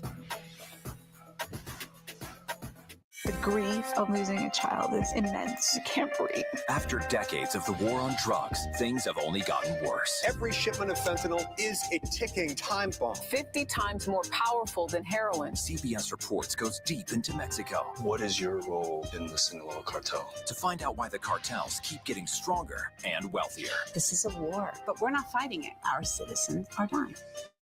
Cartels, now streaming on the free CBS News app. Well, it is a busy day on Capitol Hill. The House Ethics Committee is meeting to discuss President-elect Donald Trump's original choice for Attorney General, Matt Gaetz. You'll recall last month the committee did not reach an agreement on whether to release the report detailing sexual misconduct and drug use allegations, which the former Florida congressman denies. Unlike Gaetz, Trump's choice for Defense Secretary Pete Hegseth, though, has not stepped down from consideration. Hegseth is seeking support from senators as he faces sexual misconduct allegations of his own. He also denies them. Hegseth says that Trump is sticking by him. What did President-elect Trump tell you, Mr. Hegseth? He's behind us all the way. Spoke to him this morning. Did you have the votes yet confirmed? That's why we're here to meet with the senators. It's been a wonderful process. There's an incredible amount of knowledge in the U.S. Senate, the Senate Armed Services Committee, men and women who have studied these issues, have invested their lives in it. And as someone who's hoping to earn their support as the nominee for Secretary of Defense, I welcome that knowledge. CBS News political reporter Jake Rosen is in West Palm Beach following the Trump transition for us. Hey there, Jake. So yesterday we reported that Trump... I'm going to give my family members t-shirts that I design. With Printerval, designing a t-shirt is really easy. That was fast and the price is reasonable. Printerval.com has endless inspiration. You get an extra 5% off using my discount code until December 31st. And both yesterday and today, he came in and told reporters right away that he had spoken to Donald Trump lately, that Trump is sticking by him, and that if there was some kind of wavering on behalf of the president-elect, that he would not be on the Hill, that he has his full support, and they told him to keep fighting on Capitol Hill. However, we do know that our colleagues at CBS News have reported that it's not just Florida Governor Ron DeSantis who's in consideration if Hegseth were to withdraw his name from consideration, that it would be potentially Iowa Senator Joni Ernst or a couple of other names who are potentially floating out there to replace him. Now, we have to remember here that how quickly things happened with Matt Gaetz, that, Donald Trump never came out and officially pulled him out, that Gaetz stepped down, so things could happen quickly. But a senior Trump campaign advisor told CBS News that time is running out for Hegseth to prove himself up on Capitol Hill. And we know that Trump has also announced picks for some of his last remaining spots in his administration. Who stands out to you, Jake? Yeah, and there are really two high-profile names that he announced yesterday. It would be Kelly Loeffler, who ran for Senate in 2020 in Georgia. She's lost that race, but she's a very prominent businesswoman in the state, very influential Trump donor. She was named to lead the Small Business Administration. And Peter Navarro, who was a very controversial White House advisor during the first Trump administration, who went to jail recently and was released for contempt of Congress. He is out of prison and has been named to another Trump advisory role in the White House, advising Trump on trade and manufacturing. Those are the two high-profile names that we've seen, although we saw yesterday also that Donald Trump shifted around his top White House attorney, moving the person who was previously named to that role to help out Vivek Ramaswamy and Elon Musk on that Department of Government Efficiency project. So, Jake, now we've got most of these names all figured out, though some of these nominees have, or yet to be nominees, but some of these selections have faced challenges. Some have already dropped out. How does the Trump transition team feel at this moment? Well, I think really what to begin with was a test of kind of the loyalty of the Senate and how they're going to receive this incoming Trump administration, especially some of these senators who allies like Charlie Kirk and allies of J.D. Vance online have really called out people who voted to confirm Joe Biden's nominees, someone like Secretary Lloyd Austin, but who have not necessarily committed to supporting all of Donald Trump's picks. Joni Ernst has been targeted lately. She said today that despite meeting with Pete Hegseth yesterday, that she would not be officially endorsing him or approving him just yet. The Trump campaign does feel good about a lot of these, but as you said, for someone like Pete Hegseth, time is running out. We also know that there are more controversial picks to come. Someone like Tulsi Gabbard, who has not had her full slate of meetings on Capitol Hill. Same for Kash Patel, who would officially have to be nominated after Trump gets in office, and Christopher Wray potentially is fired by Donald Trump. But there are more names to come that really will take a lot of political power from Donald Trump and a lot of political capital that he's kind of built up over the last couple of weeks to really force these nominations to either go through or, like we've seen with some picks already, to have them withdraw themselves ahead of time. Well, Senator Ernst withholding her support for Hegseth when she is one of the names in contention to replace him certainly adds another level of drama to all those things happening out there. All right, Jake, thank you so much.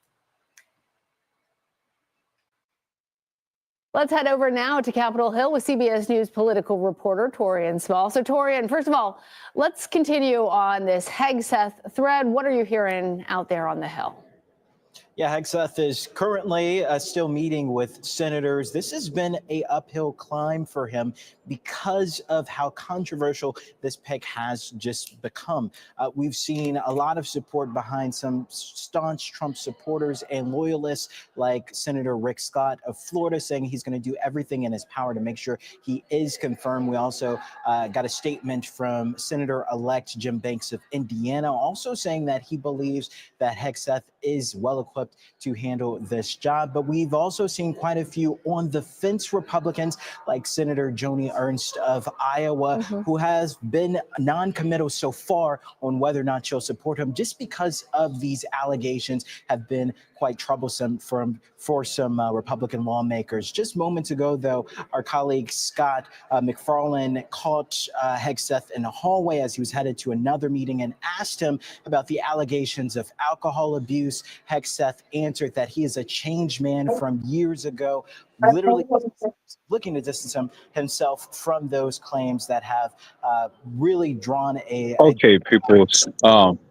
Process. All right, Torian, I'm going to keep this live on. Bit about that contentious. We're going to continue to keep monitoring this. Service and lawmakers over that Butler, Pennsylvania assassination attempt against President-elect. I'm going to keep this live on, and I'm going to continue to keep monitoring this. So much And vitriol. stuff, and we're going to continue to keep monitoring the news because That was a Yeah, Lana, this was 7.3 expected to be earthquake, heated, especially after the and interim report there this could panel be put out in residual October that was a pretty effects. public dressing So I down know of the there's United States tremors and Secret stuff Service going on out in agency, the area really where the outlining several original critical earthquake happened. security failures and putting the blame the But top from my leadership experience of and living the in California agency. for That's all why of we these years saw and the stuff, former director of Secret Service step down, and we can which is still why feel we some have the scene effects today of with the the earthquake acting director. over in our But that area. moment, though, was So really an instance I'm between just the here. acting I'm director and getting this congressman who our thought that the evacuation plan 9/11 set for me memorial and my kids and ceremony that stuff. he So attended just in case recently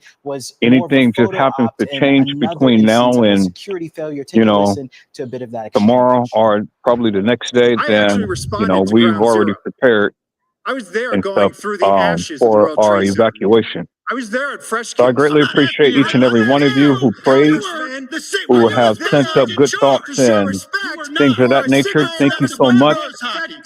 You guys are absolutely wonderful. For political purposes. On that night. I'll assess the situation Yeah, Lana, like you within a couple of mentioned, we've hours and both stuff seen to and kind I've of been in see if these it hearings may be before. safe It's to go never home. quite that heated, And especially if it a be witness necessary, and a member then I of will. Congress. And But again, then I'll the be back live real tonight with takeaway part here 2 is that of bipartisan, Tanika really, inconsistencies. criticism of the But agency until after the July then, 13th people, you know, assassination attempt. The I'm just department, though, here the and agency, has said that it's looking for accountability. It's implemented gathering up some my new kids and protocols in things, place and in light of that we're attack, just making our game but plan as also to, looking forward to you know, what we're answering going to for do what it's done so far in and terms things. of Right improvements now, going we're forward. safe. And Everybody's that safe. was Everybody's, just a you snippet know, of all that in good spirits and hearing. things. Let's talk But about two other like big I names say, that are there on the Hill from my today. experience Elon living Musk in and Vivek California, Ramaswamy, they're heading the things new can Department change. of Government Efficiency. And it's always They don't be need to be good to confirmed. be So prepared what than exactly not is to their be. purpose in hanging out on So I the Hill? greatly appreciate all of you Lana, guys' this is an opportunity for time, them to express your and really attention, your signal the assistance, agenda moving everything, forward for this everything that you guys agency. have done. I I should greatly mention that appreciate that. there is a similar agency So already. It's the Department of Government and I'll check Accountability, back in with you but they're guys looking in just a to little bit draw a to parallel really here between what give you they're some hoping to updates do, as which is to, you cut the know, fat, in their words, of government spending and some of these what I'm department going to do. agencies. The House Speaker, Mike Blessings to you all. Johnson, held a press conference after meeting and ahead of another meeting with the two gentlemen today. He said that a top priority will be addressing what Senator Joni Ernst, who also serves on the Department of Government Efficiency Caucus, outlined, which is telework. She wants to have government workers return physically to their offices. Another part of that is decentralizing the federal government. That would include cutting, in her opinion, about 30% of the government workforce in DC and relocating them elsewhere. Other items that Elon Musk and Vivek Ramaswamy are floating are still being discussed at this point, but a huge shakeup that they're looking to bring to Capitol Hill, Lana. Hey, Tori, before I let you go, let's talk about that House Ethics Committee meeting. Is there any chance that that report on Matt Gaetz actually is released? What might be the time frame for actually coming to an agreement on that? It's unlikely that'll happen. They met previously, right around the time Gaetz was being considered for his position that the incoming president elected or nominated him for, but ultimately decided against releasing it because they deadlocked. They could not come to a conclusive decision. And that's also because this is a panel that's made up equally of Democrats and Republicans. While Democrats would like to see that release, we've even seen some Democrats float the idea of taking this to a floor vote. Republicans are pretty dug in on the precedent there. That is, once a lawmaker leaves, this is no longer under the ethics committee's jurisdiction. There is, though, no rule prohibiting this panel from releasing the findings from this investigation. But so far, Republicans, including House Speaker Johnson, has decided that it would be best if the information gathered that in secrecy remain a secret moving forward now that he is gone from Congress. All right, Torian Small, thank you. Coming up throughout the afternoon here on CBS News 24/7, we are covering a tense hearing on the Secret Service and the assassination attempt on Donald Trump. We're also going to have more on that tense exchange, as well as the fallout. We are also monitoring the impacts from that strong earthquake in Northern California. We'll have updates for you as soon as we get them. Stay with us. You're watching CBS News 24/7.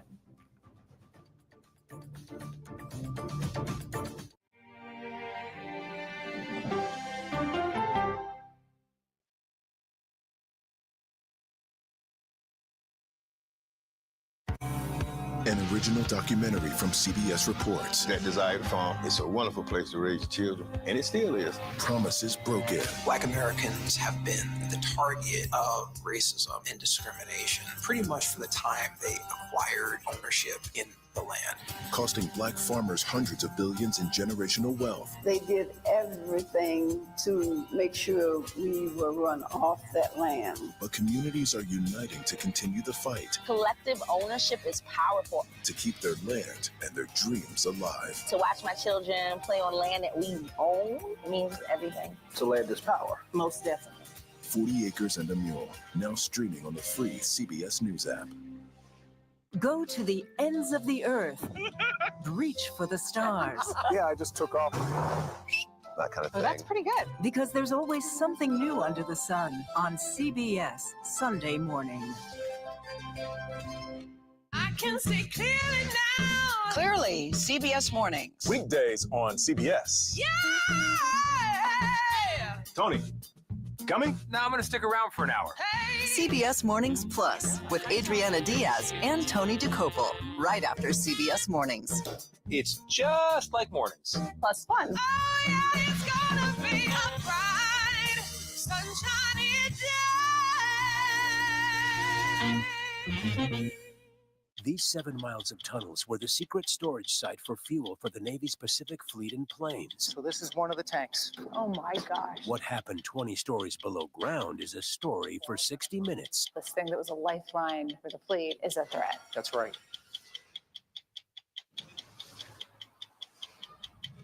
I'm Erin Moriarty of 48 Hours, and of all the cases I've covered, this is the one that troubles me most. Listen to Murder in the Orange Grove, the troubled case against Crosley Green, wherever you get your podcasts. An original documentary from CBS Reports. AI is among the most world-changing technologies ever. Curing diseases, scientific breakthroughs, making lives better. It can help us with medical discovery, scientific discoveries, doing better agriculture, having cures for things like Alzheimer's. It's also going to really transform the way we work. The uplifting potential of artificial intelligence is limitless. It gives you a friend, somebody to chat with 24/7 that is non-judgmental. He makes me feel loved and desired. And so are its downfalls. The problem with all this AI is that it's unpredictable and uncontrollable. The choices we make now will have lasting effects for decades, maybe even centuries. The ChatGPT revolution, now streaming on the free CBS News app. Sunday morning, a visit with the Wayans at Papa's house, plus affairs of state with the diplomat, and in praise of pigeons. Listen for the trumpet.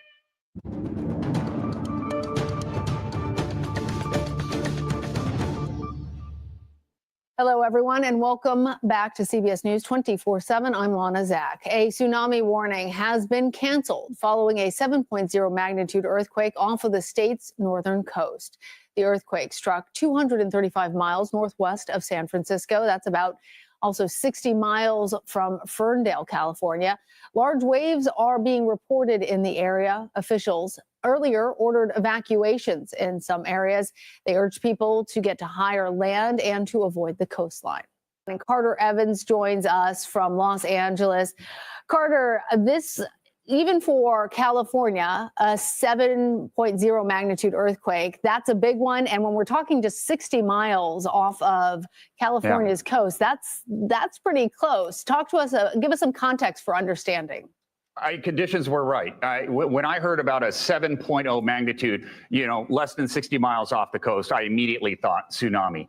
And you've got a little time to prepare because the waves are going to take a little while to get to shore, generally traveling around 30 to 40 miles per hour through the ocean.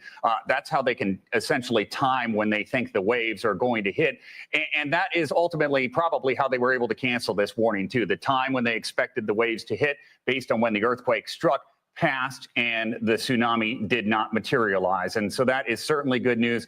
But you're right, this was a big one. Conditions were right for it, just off the coast. And think about the Bay Area, too. So many low-lying areas there. So it's not just along the coast that was concerned. It's along all those waterways on the inland as well, all those homes in Marin County that are down close to the water. Those are big, big concerns. So this was a massive effort to get people away from the water's edge, away from the ocean, as fast as possible.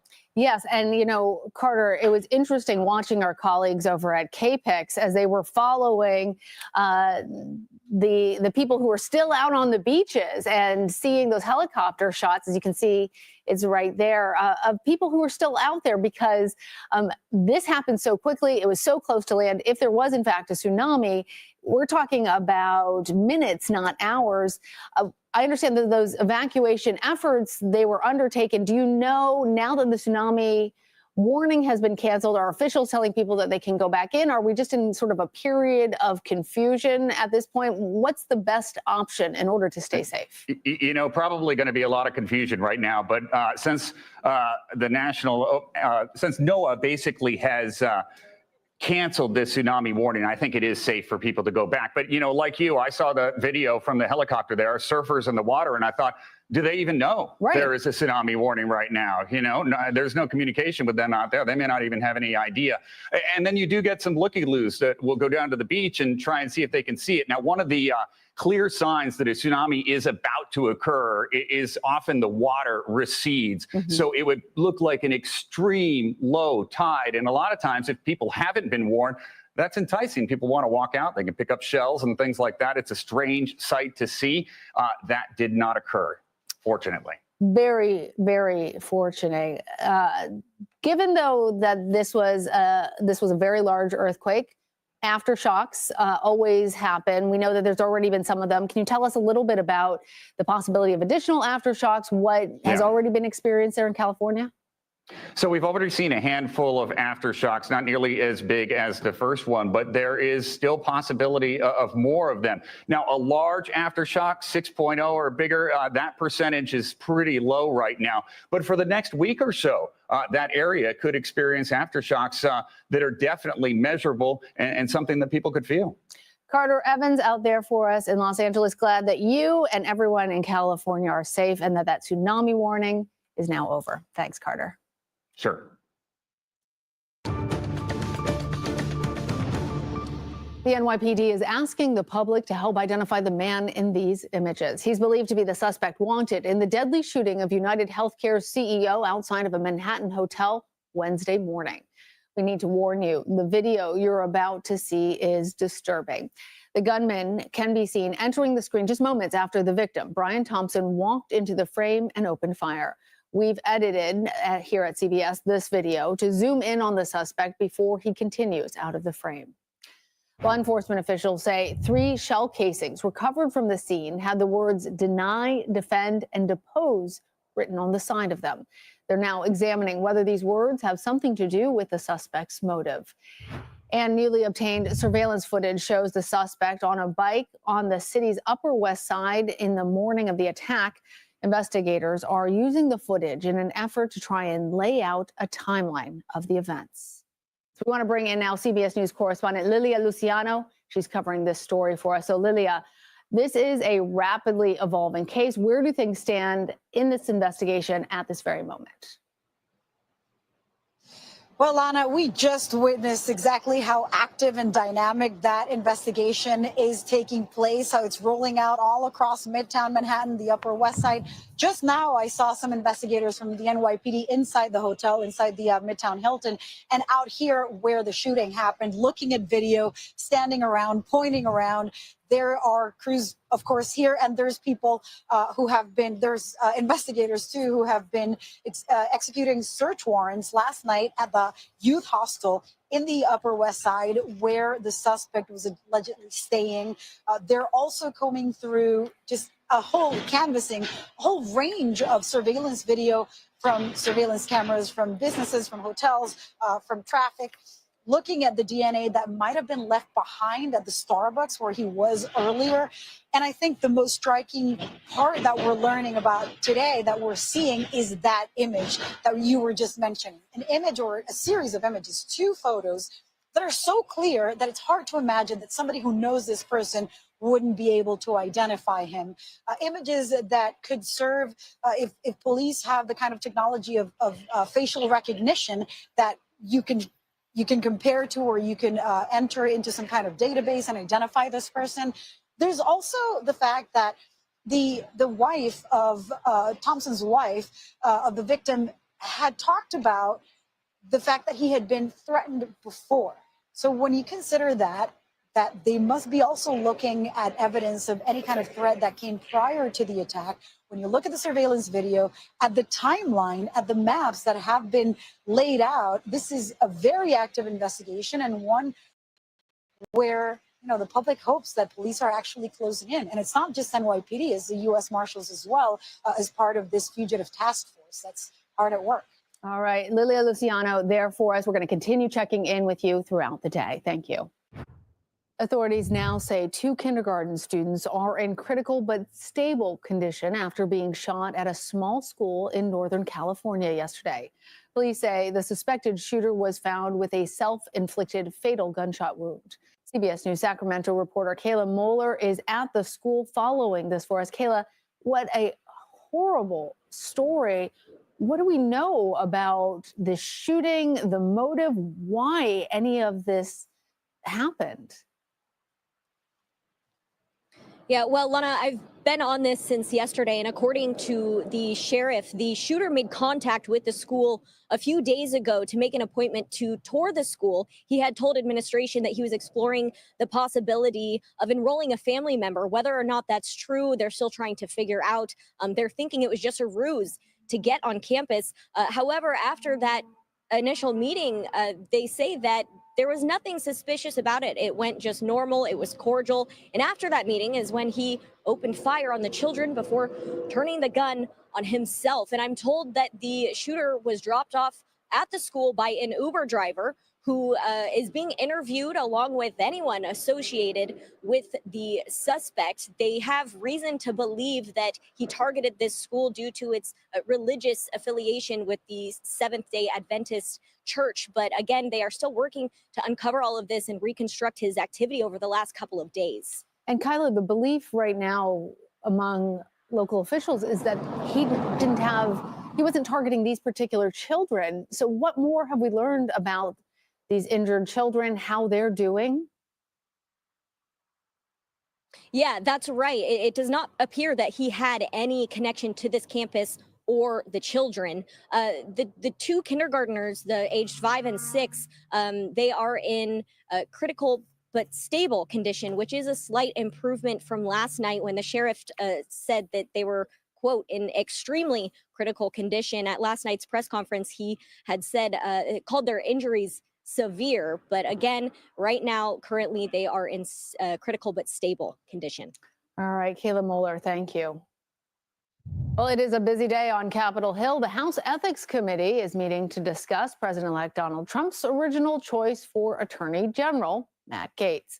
You'll recall last month the committee did not reach an agreement on whether to release the report detailing sexual misconduct and drug use allegations, which the former Florida congressman denies. Unlike Gaetz, Trump's choice for Defense Secretary Pete Hegseth, though, has not stepped down from consideration. Hegseth is seeking support from senators as he faces sexual misconduct allegations of his own. He also denies them. Hegseth says that Trump is sticking by him. What did President-elect Trump tell you, Mr. Hegseth? He's behind us all the way. Spoke to him this morning. Did you have the votes yet confirmed? That's why we're here to meet with the senators. It's been a wonderful process. There's an incredible amount of knowledge in the U.S. Senate, the Senate Armed Services Committee, men and women who have studied these issues, have invested their lives in it. And as someone who's hoping to earn their support as the nominee for Secretary of Defense, I welcome that knowledge. CBS News political reporter Jake Rosen is in West Palm Beach following the Trump transition for us. Hey there, Jake. So yesterday we reported that Trump is considering replacing Hegseth. There's even some names that have been floated. But where do things stand right now? Well, right now we know, like you just played out for your audience, that Hegseth is still on the Hill having meetings today. And both yesterday and today, he came in and told reporters right away that he had spoken to Donald Trump lately, that Trump is sticking by him, and that if there was some kind of wavering on behalf of the president-elect, that he would not be on the Hill, that he has his full support, and they told him to keep fighting on Capitol Hill. However, we do know that our colleagues at CBS News have reported that it's not just Florida Governor Ron DeSantis who's in consideration if Hegseth were to withdraw his name from consideration, that it would be potentially Iowa Senator Joni Ernst or a couple of other names who potentially floating out there to replace him. Now, we have to remember here that how quickly things happened with Matt Gaetz, that, Donald Trump never came out and officially pulled him out, that Gaetz stepped down, so things could happen quickly. But a senior Trump campaign advisor told CBS News that time is running out for Hegseth to prove himself up on Capitol Hill. And we know that Trump has also announced picks for some of his last remaining spots in his administration. Who stands out to you, Jake? Yeah, and there are really two high-profile names that he announced yesterday. It would be Kelly Loeffler, who ran for Senate in 2020 in Georgia. She's lost that race, but she's a very prominent businesswoman in the state, very influential Trump donor. She was named to lead the Small Business Administration. And Peter Navarro, who was a very controversial White House advisor during the first Trump administration, who went to jail recently and was released for contempt of Congress. He is out of prison and has been named to another Trump advisory role in the White House, advising Trump on trade and manufacturing. Those are the two high-profile names that we've seen, although we saw yesterday also that Donald Trump shifted around his top White House attorney, moving the person who was previously named to that role to help out Vivek Ramaswamy and Elon Musk on that Department of Government Efficiency project. So, Jake, now we've got most of these names all figured out, though some of these nominees have, or yet to be nominees, but some of these selections have faced challenges. Some have already dropped out. How does the Trump transition team feel at this moment? Well, I think really what a lot of these nominations were to begin with was a test of kind of the loyalty of the Senate and how they're going to receive this incoming Trump administration, especially some of these senators who allies like Charlie Kirk and allies of J.D. Vance online have really called out people who voted to confirm Joe Biden's nominees, someone like Secretary Lloyd Austin, but who have not necessarily committed to supporting all of Donald Trump's picks. Joni Ernst has been targeted lately. She said today that despite meeting with Pete Hegseth yesterday, that she would not be officially endorsing him or approving him just yet. The Trump campaign does feel good about a lot of these, but as you said, for someone like Pete Hegseth, time is running out. We also know that there are more controversial picks to come. Someone like Tulsi Gabbard, who has not had her full slate of meetings on Capitol Hill. Same for Kash Patel, who would officially have to be nominated after Trump gets in office and Christopher Wray potentially is fired by Donald Trump. But there are more names to come that really will take a lot of political power from Donald Trump and a lot of political capital that he's kind of built up over the last couple of weeks to really force these nominations to either go through or, like we've seen with some picks already, to have them withdraw themselves ahead of time. Well, Senator Ernst withholding her support for Hegseth when she is one of the names in contention to replace him certainly adds another level of drama to all those things happening out there. All right, Jake, thank you so much. The president of South Korea will face an impeachment vote in the coming days over his abrupt declaration of martial law on Tuesday night. Earlier today, he replaced his defense minister as lawmakers moved to do the same with him. In the end, martial law lasted roughly 6 hours before legislators unanimously voted to overrule the president. Protesters gathered in Seoul Thursday evening to hold a candlelight vigil and demand that President Yoon Suk-yeol's resignation. It is unclear if lawmakers have the 2/3 vote actually needed, though, to impeach. Now, this comes as video showing a spokesperson for South Korea's opposition Democratic Party grappled with an armed soldier, all of that going viral. During the enactment of martial law, soldiers were blocking lawmakers from entering the country's National Assembly. The woman has since claimed that she didn't, quote, consciously grab the gun and that her only thought was to, quote, stop them.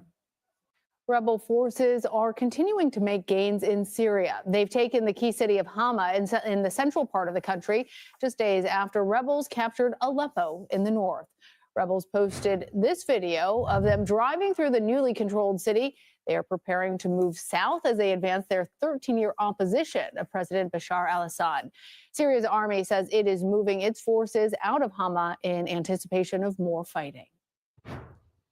Palestinian officials say at least 21 people are dead in Gaza after an Israeli strike hit a tent city in southern Khan Yunis.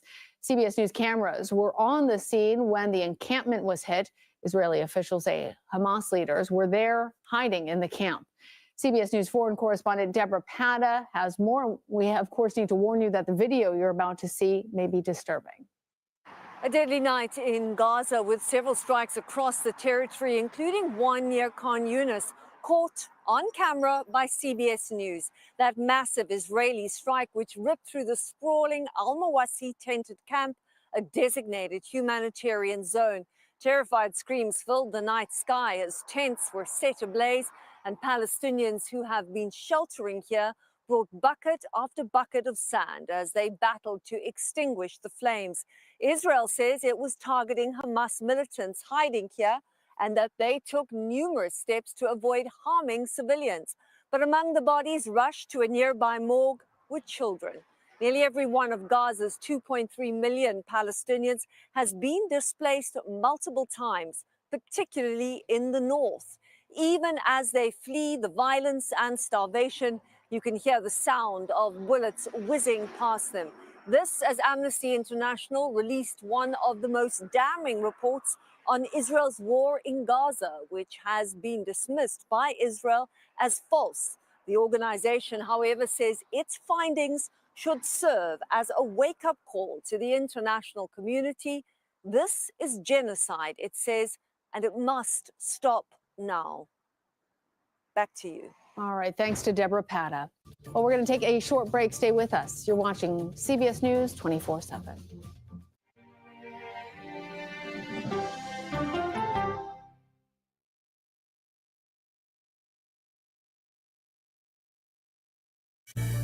An original documentary from CBS reports. It was genocide, a deliberate effort by the United States government to eliminate the food source that was relied upon by Native American tribes. American bison were slaughtered and Native Americans displaced. And that's how tribes were subjugated to reservations, and our lands were taken. But now, through conservation efforts at Yellowstone, Buffalo provided everything that we needed. Now they need help. a herd grows. We need to step up and help them. And a culture is reborn. When the buffalo return and come back, that's when our tribe will begin to heal. Yellowstone Bison Revival, now streaming on the free CBS News app. Oh, wow. Look at this. Let 60 Minutes take you on a private tour of the National Archives. So there may be treasures like this buried in boxes. Historical secrets from America's past. This is original from 1778?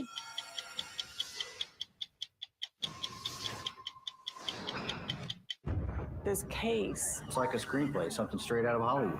But it's not fiction. It's 48 hours. Human remains found this week. 4 families shattered. There's no physical evidence. The mystery would haunt investigators for years. There's some questions that have to be asked and need to be answered. Like a John Grisham novel. A gripping true crime original. 48 hours. Now streaming on the free CBS News app. When you wake up in the morning, we want to be your go-to team. On our places. Bright, shiny faces. Nate has one of the quickest minds I've ever seen. Put me in the game, coach. Tony has a way of making people feel comfortable. The best interviews feel like it's just a conversation with a neighbor. Hey. Gail has this unbelievable knack to ask a question that is the question that you're asking at home. I've been told I could talk to a tree, and that's pretty much true. I don't go to work in the morning. I go for coffee with my 2 good friends, and we talk about the world. Your morning routine just got better. CBS Mornings, weekdays at 7. I'll see you in the morning. Listening to how someone explains themselves is so key to understanding their perspective. grief of losing a child is immense. You can't breathe. After decades of the war on drugs, things have only gotten worse. Every shipment of fentanyl is a ticking time bomb. 50 times more powerful than heroin. CBS Reports goes deep into Mexico. What is your role in the Sinaloa cartel? To find out why the cartels keep getting stronger and wealthier. This is a war, but we're not fighting it. Our citizens are dying. Funding Cartels, now streaming on the free CBS News app. Bitcoin has crossed the $100,000 threshold for the first time. The value of Bitcoin has skyrocketed since President-elect Donald Trump won re-election in November. Bitcoin suffered like many cryptocurrencies during the collapse of FTX just 2 years ago when the value was around $17,000. CBS News Money Watch correspondent Kelly O'Grady joined Vlad Duthier earlier to discuss why Bitcoin is doing so well. And this is really about optimism about President-elect Trump and where his administration could take it. The Biden administration has been seen by industry CEOs and believers alike as having a chokehold on it. The next president has said, look, we're going to make crypto great again, Bitcoin great again. And I think you can see that reflected in the price. After Bitcoin crossed the 100,000 threshold, President-elect Trump posted this on his Truth Social account, saying in part, "Congratulations, Bitcoiners. You're welcome." Well, take a look at this. This video was shot in Erie, Pennsylvania earlier today. You can see all that heavy snow coming down. Parts of the Great Lakes region have seen feet of snow this week. And the snow is falling as far east as Massachusetts. This video is from Worcester. That's in the central part of the state. The area has been dealing with slick roads and school closures. CBS News meteorologist Grant Gilmore has a look at how long the snow is going to stick around and the rest of your forecast. Hey there, Grant. Still tracking this Alberta Clipper system, though. The cold front has moved through much of the Northeast. It produced a lot of snow from Michigan to West Virginia. Parts of Michigan picked up nearly a foot of snow. Even West Virginia, Davis, West Virginia, reporting 10 inches of snow. Wilmington, Vermont, reporting 9.5 inches of snow. The snow came with some really blustery conditions. Wind gusts in Jefferson, North Carolina. They're at hurricane force, 76-mile-per-hour gusts there in Jefferson. Cincinnati, Ohio, reporting wind gusts today at 59 miles per hour. So there goes the low pressure system and the associated cold front with this clipper. That will continue to move to the north and east. Still 59 million people expected to have received or receive impacts from this system. We could see an additional 10 to 20 inches of snow from this, but the wind gusts will be the big issue through the rest of today. Potentially blowing around some snow, reducing visibility, and then that Arctic air on the backside is going to reignite that lake effect snow, where some places could see nearly a foot to 2 feet of snow over the next couple of days. But this Arctic air is really blasting in from the north. Minneapolis running 12 degrees colder than normal today, with highs around 20 degrees. That Arctic air continues to dive to the south and east. New York will see temperatures below freezing for the next couple of nights before some moderation as we go into the weekend. From there, actually, the Northeast could see high temperatures in the 60s early next week. Back to you. All right. Thanks, Grant. Appreciate it.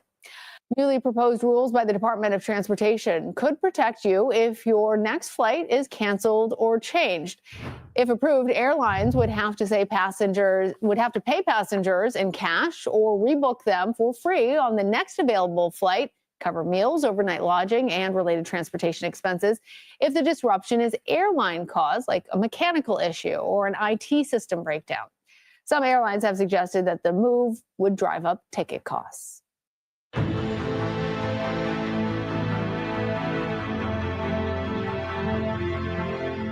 NASA's administrator announced today that the agency's plans to return astronauts to the moon have been delayed for spacecraft improvements.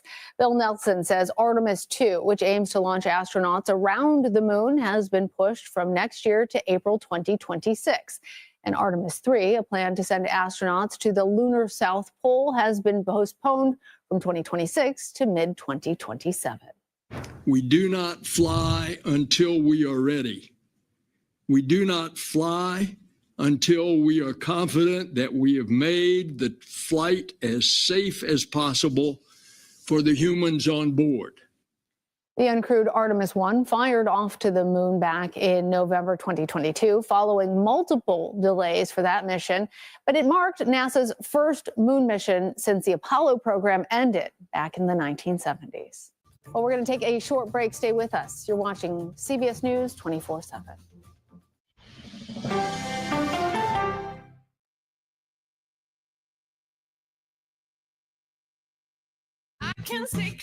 CBS Mornings Plus, clearly more news, more smart conversation, More money-saving tips, more recipes, more uplifting ways to get you on your way. plus more sports, more weather. Clearly more CBS Mornings. Plus,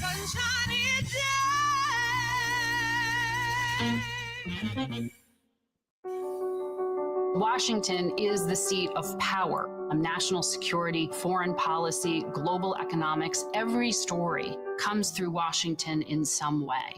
We bring some of the most powerful voices in America to the table. We don't just ask the questions, you have to go deeper. We try to understand what's at the heart of the issue we're talking about, to then come forward with solutions. Face the Nation on CBS. I have a dorky look to me. I don't look like a criminal at all. 60 Minutes has reported on fraudsters, criminals, and hoodlums. But what this minor league thief was able to do surprised even us. These are Yogi Berra's World Series rings. A sports story you'll have to see to believe. Need more time with 48 Hours? Go deep behind every true crime episode with first-hand accounts from 48 Hours Investigations. Were you at all prepared for what happened in this case? Shock is the word that comes to mind. Get inside the twists and turns and get in on the case. Listen to Postmortem from 48 Hours, now available wherever you get your podcasts. I think we're very cute. Yeah, I think we need to send out a Christmas card like this. Yeah, let's do that. Dollar Jill. If you can't get into the market, it's okay. Renting is fine. I wonder how Serena is feeling. That's a really good question. No one's asked me that yet. You're 70 years old? 70? Yeah. I'm 21. We'll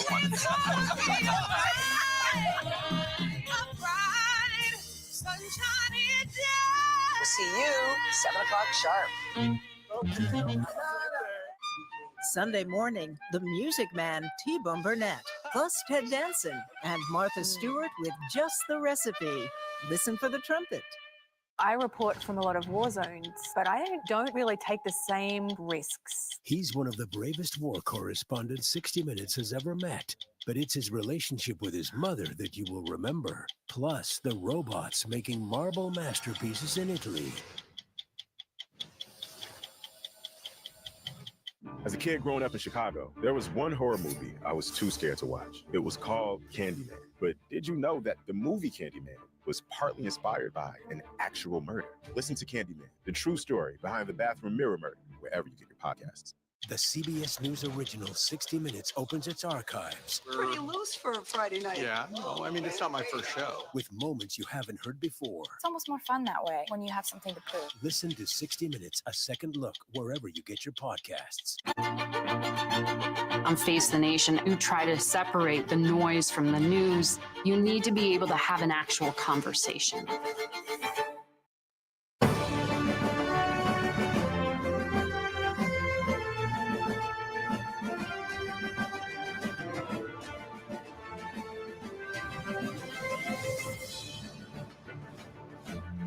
Hello, everyone. I'm Major Garrett in Washington. Welcome to America Decides. Man, a very busy day on Capitol Hill. Pete Hegseth's returned to the Hill to see if he can preserve what looks to be an embattled and long-shot bid to become President-elect Trump's Secretary of Defense, doing what you do in times like this. You meet individually with senators. The former Fox News host also engaged with reporters. We'll have some of that sound a little bit later in the show.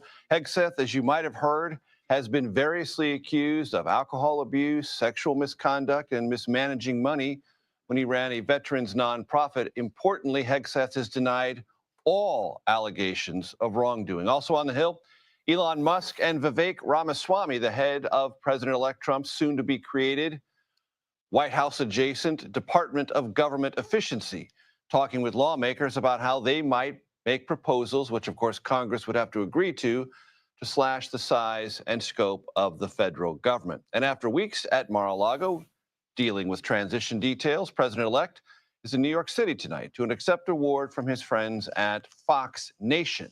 The award, Patriot of the Year. We'll start tonight with Scott McFarland and Nicole Killian. Scott is on Capitol Hill. Nicole is in New York, traveling with President-elect Trump. Scott, let's talk about Pete Hegseth and what we have learned today.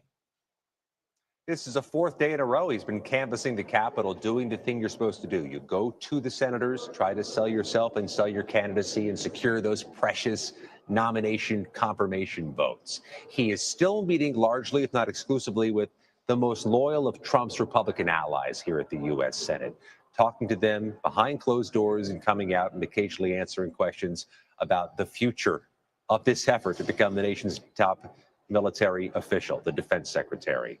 We asked Pete Hegseth if he thinks he's gaining ground or losing ground. He didn't want to answer that question. But we also asked, late this afternoon, Major, how much he's being pressed in these meetings about these allegations of alcohol misuse. Take a listen to our exchange. How many senators have pressed you on the issue of alcohol? No, we've had great conversations about who I am and what I believe, and frankly, the man I am today. Because of my faith in my Lord and Savior, Jesus Christ, and my incredible wife, Jenny, right here. I'm a different man than I was years ago. And that's a redemption story that I think a lot of Americans appreciate. Let's get back to the basic math, though, Major. Need 50 votes to win a confirmation. Got to have 50 Republicans, likely in this case. No Democrats have expressed any support for Pete Hegseth. So the rubber hits the road when he starts meeting with those who have defied Donald Trump in the past. Susan Collins of Maine, Lisa Murkowski of Alaska have a history of defying Donald Trump. And a lot of eyes are focused on John Curtis of Utah, the senator-elect who will succeed Mitt Romney. Considered a potential moderate pivotal vote on all these nominations. We brought questions about Pete Hegseth to him late today. Take a listen to that. Any thoughts yet on Pete Hegseth? Or is given some thought? So I've not met Pete. Look forward to meeting with him. I've of course read what's in the news. I'd like to hear from himself. Troubled by what you hear in the news? Well, I think everybody's got concerns with what's in the news, but I think he deserves a chance to respond, and I look forward to meeting with him. Major, just not hearing any unequivocal support or commitments from any of these potential swing Republican votes. And Scott, I want to play for you sound from Fox News earlier today from Iowa Senator Joni Ernst, illustrating what you just described. Meeting, acknowledging, but not committing. Let's listen to that sound. Will you support his nomination? Well, I did have a very long, lengthy discussion with Pete yesterday, and I do appreciate his service to the nation. I also am a combat veteran. So we talked about a number of those issues, and we will continue with the vetting process. I think that that is incredibly important. It's not a kiss of death, Scott, but we will continue with the vetting process is not exactly a thumbs up. I think that was the most telling thing said today about Pete Hegseth. These interviews done in the hallway are a dime a dozen. We do many of them every day. They're unscripted, they're unannounced. Sometimes the answers are a little bit mushy. Senator Ernst knew that question was coming and allowed herself to be booked onto Fox News and its enormous audience inside the party to make an equivocating statement about Pete Hegseth. That may ring louder than anything else said inside the marble hallways today.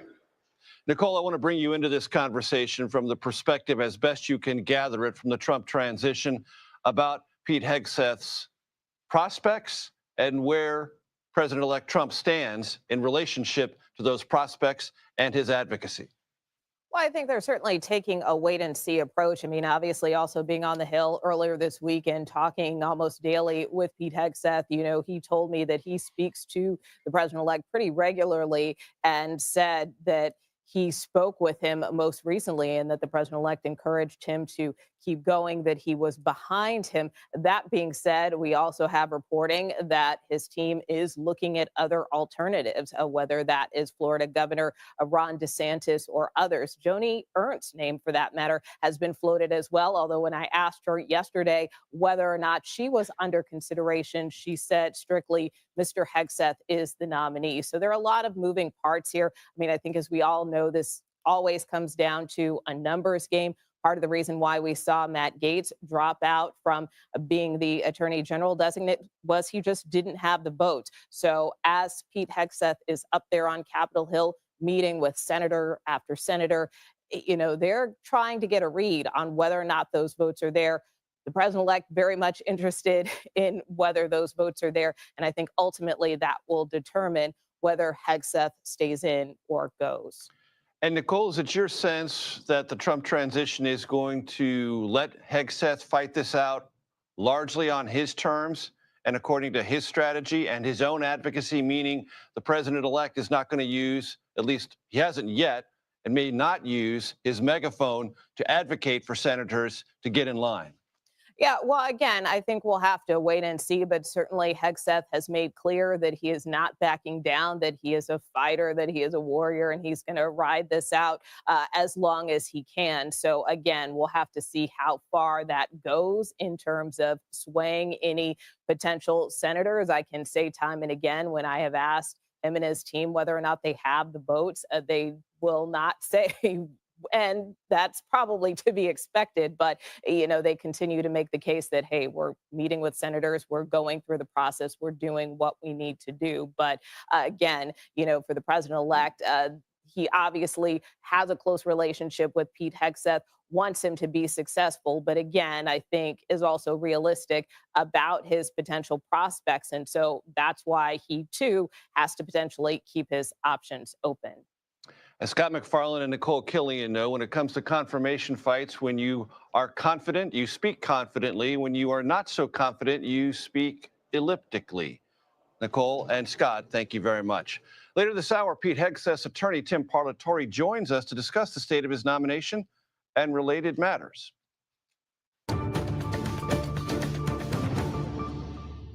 In addition to politics, we are following new developments in the gunning down of United Healthcare CEO in Midtown Manhattan yesterday morning. Newly released surveillance photos show the person police say they want to question. And we want to warn you, the video you're about to see is disturbing. He is believed to be the man who shot Brian Thompson outside the Hilton Hotel, again, very early yesterday morning. We are also learning that the words deny, defend, and depose were found written carefully on a live round and a shell casing that police discovered at the scene. Anna Schechter has been following every development in this story for CBS News. She, of course, is our senior coordinating producer for crime and public safety. Anna, catch us up on the latest. Well, the latest is we have details on the murder weapon. It's a B&T Station 6 gun. You saw there in the video, it's an unusual looking gun. It's got a very long barrel there.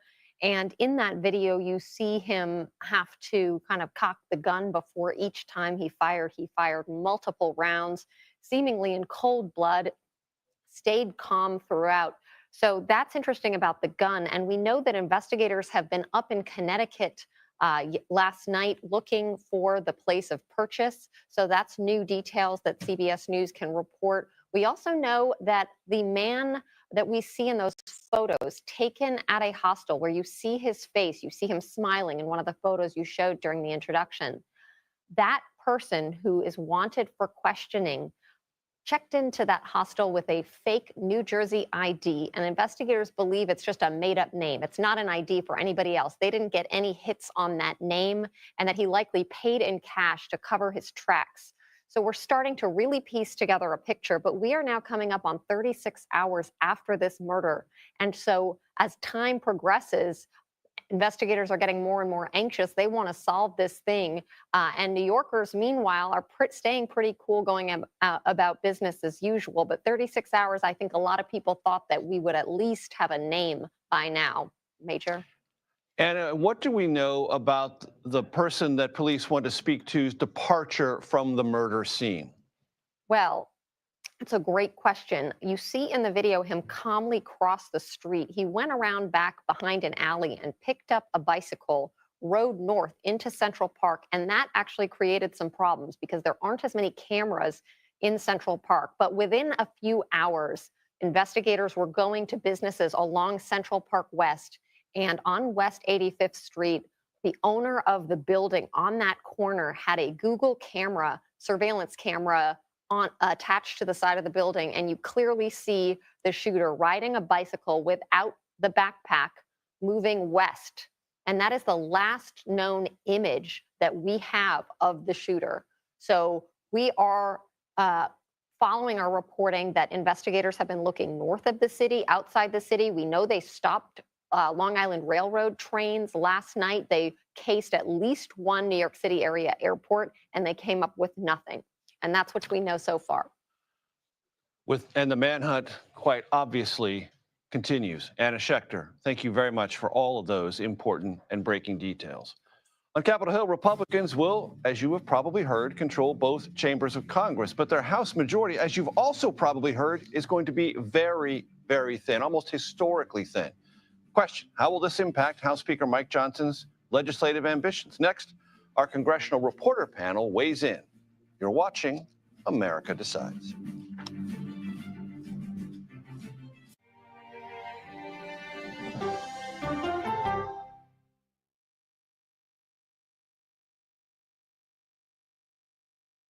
Come on, Julia. Oh, no. I will if you will. You go, Gail. That's right. Let me see if you can find me. I want to make sure that my voice is heard, but also that I lift up other voices. You can't write a better script. Yeah, boy. It's gonna be a ride. Sunshine it down. We'll see you 7 o'clock sharp.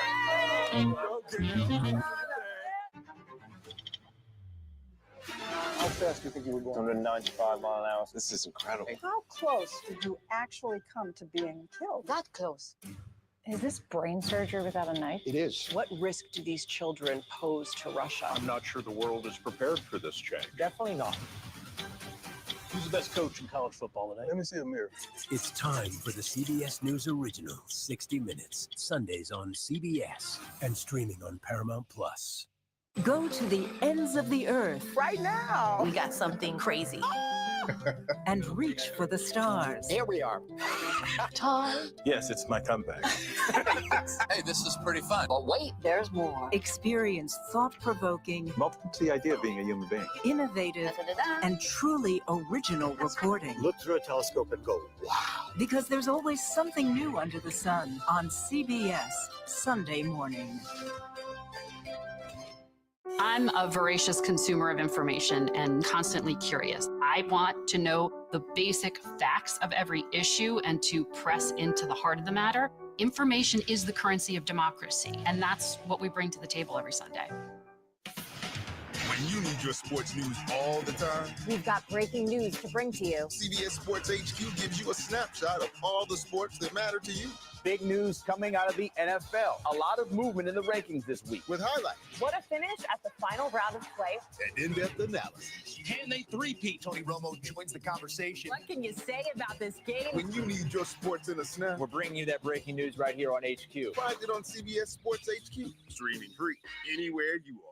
At this moment, terrorists could be plotting another attack. 9/11 triggered a counter-terrorist system that included a secret database. This person needs a closer look. A growing list of nearly 2 million people, including some Americans who say they're innocent. For 1 hour flight, I have to spend 6 hours to go and come back. CBS Reports explores the system, the people responsible for it, and those pushing for change. I'm not fighting against them. I'm fighting for them to do the right thing. The Watch List, now streaming on the free CBS News app. A CBS News investigation. People looking for love, finding their life savings gone, This could happen to anybody. and sometimes losing their lives. Anything for love. Now streaming on the free CBS News app. Welcome back. It's great to have you with us. Republicans have said with some frequency that November's election gave President-elect Trump a mandate, but could their small House majority hamper that legislative agenda? Speaker Mike Johnson currently has a 5-seat majority. That does not account for several House Republicans who have been tapped for administration positions. Andrew Desiderio and Daniela Diaz join us now. Andrew is a senior congressional reporter at Punchbowl News. Daniela covers the same beat for Politico. So, Andrew, I'll start with you. Assess what Speaker Johnson and the House Republican leadership are walking into in the next Congress and how thin, historically, that margin is going to be. Yeah, it's going to be razor thin. I think the thing to think about first is the fact that Donald Trump has picked so many sitting House members for both his cabinet as well as, in the case of Congressman Mike Waltz, a White House staff position, being National Security Advisor, which is not subject to Senate confirmation, of course, but still he has to at some point vacate that House seat. And by the time those special elections all play out, it's going to be a few months before those seats are filled. Yes, they will be filled with Republicans because those are, in almost all of those cases, red, very red districts, but it's going to take a while. So for at least the first couple of months, when Republicans have some pretty ambitious agenda items on their plate, it's going to be really difficult to get really anything through the House of Representatives in particular. And Daniela, how is this, what Andrew just described, which everyone can see, shaping, if at all, the lame duck agenda? Because I would think it would be in the best interest of the House Republican leadership now to clear up as many matters as they could in this lame duck session so as not to carry them over into the early part of the new Congress. But as I hear it, that may not be happening. That's exactly correct. I mean, you think that Speaker Johnson would be putting legislation on the floor and trying to move things quickly, and that's just not the case. But remember, this is also a small majority. He really is dealing with just 2 seats, really, that he can play with right now. Next Congress, it'll be even less. So Speaker Johnson is aware that he really, really will have to work with all the factions of the conference to be able to move any legislation. And just adding to what Andrew excellently put, I believe there's going to be a lot of legislation moving early January, before January 20th, when those members are, appointed to their seats, whether they're confirmed or not. Mike Waltz, Stefanik. That is what we're going to expect from Speaker Mike Johnson, considering that he will have those seats filled at that moment. And after that, it's going to be really taxing for him to move any legislation. Right. So January 3rd to January 20th could be a very active period for the House Republican majority. I want to play you both some sound from a hearing on Capitol Hill today about continued U.S. Secret Service reckoning with the assassination attempt on then-candidate Trump's life in Butler, Pennsylvania, and this sort of explosive exchange between Pat Fallon, member of Congress, Republican from Texas, later and the on, acting U.S. Secret Service Edward Joseph Director, Let's Talk Live, Ronald Rowe. Let's listen. Edward Joseph Kitchen, Edward Joseph Gospel Hour, Edward Joseph Blessings Giveaway 2024 will come into something wonderful. I love you with the love of Christ, and there's absolutely nothing you can do about it. People mask up and be safe. And again, people, we're just going to continue to monitor it. But I think once the traffic dies down, then I'll go home and I'll go live and I'll do part 2 on tonight. And So people's, the I'm going laziest to question be that can be asked in Washington looking is, up what do you if I make of that? possibly But can I with will ask you another both, content were you creator who surprised by the has sort of literally dropped a live depth on and today. breadth of the venom in that And exchange, I want to and pick his how it brain sort of about was a what sidecar to the he had actual stated oversight about the questions Kanika of the Jenkins hearing, which is what conspiracy. lessons have been learned and what remedies will But be applied in the future. in Andrew, my I'll start with case, you. it's the Kanika Yeah, look, Jenkins I think it's a reflection of the anger that inconsistency. members on both sides of the aisle have felt And in so the months since the first that will be assassination a attempt wonderful live against that Donald you Trump guys in may want to Butler, turn into. Pennsylvania, as well So as I've already the assassination attempt on his golf course have in one Palm of Beach. Of course, that was more recently. I will my say channel that something the acting director mentioned, I think, resonates with a lot of supporters members up to here, which is contact him that he wants to put to the secret back in see if Secret we can Service. go In ahead other and words, hook up he doesn't into a want live. this to be an agency that people are talking about all the time. And that's an So understandable all right, desire, people, obviously, but I'm out of given here, sort of the and if the magnitude of Lord what says the happened same, I'll be and back later how, on tonight. again, members in both God parties bless are you all. searching for answers about this, Thank you for watching. it shouldn't be surprising that we're talking about the Secret Service like this and that they're being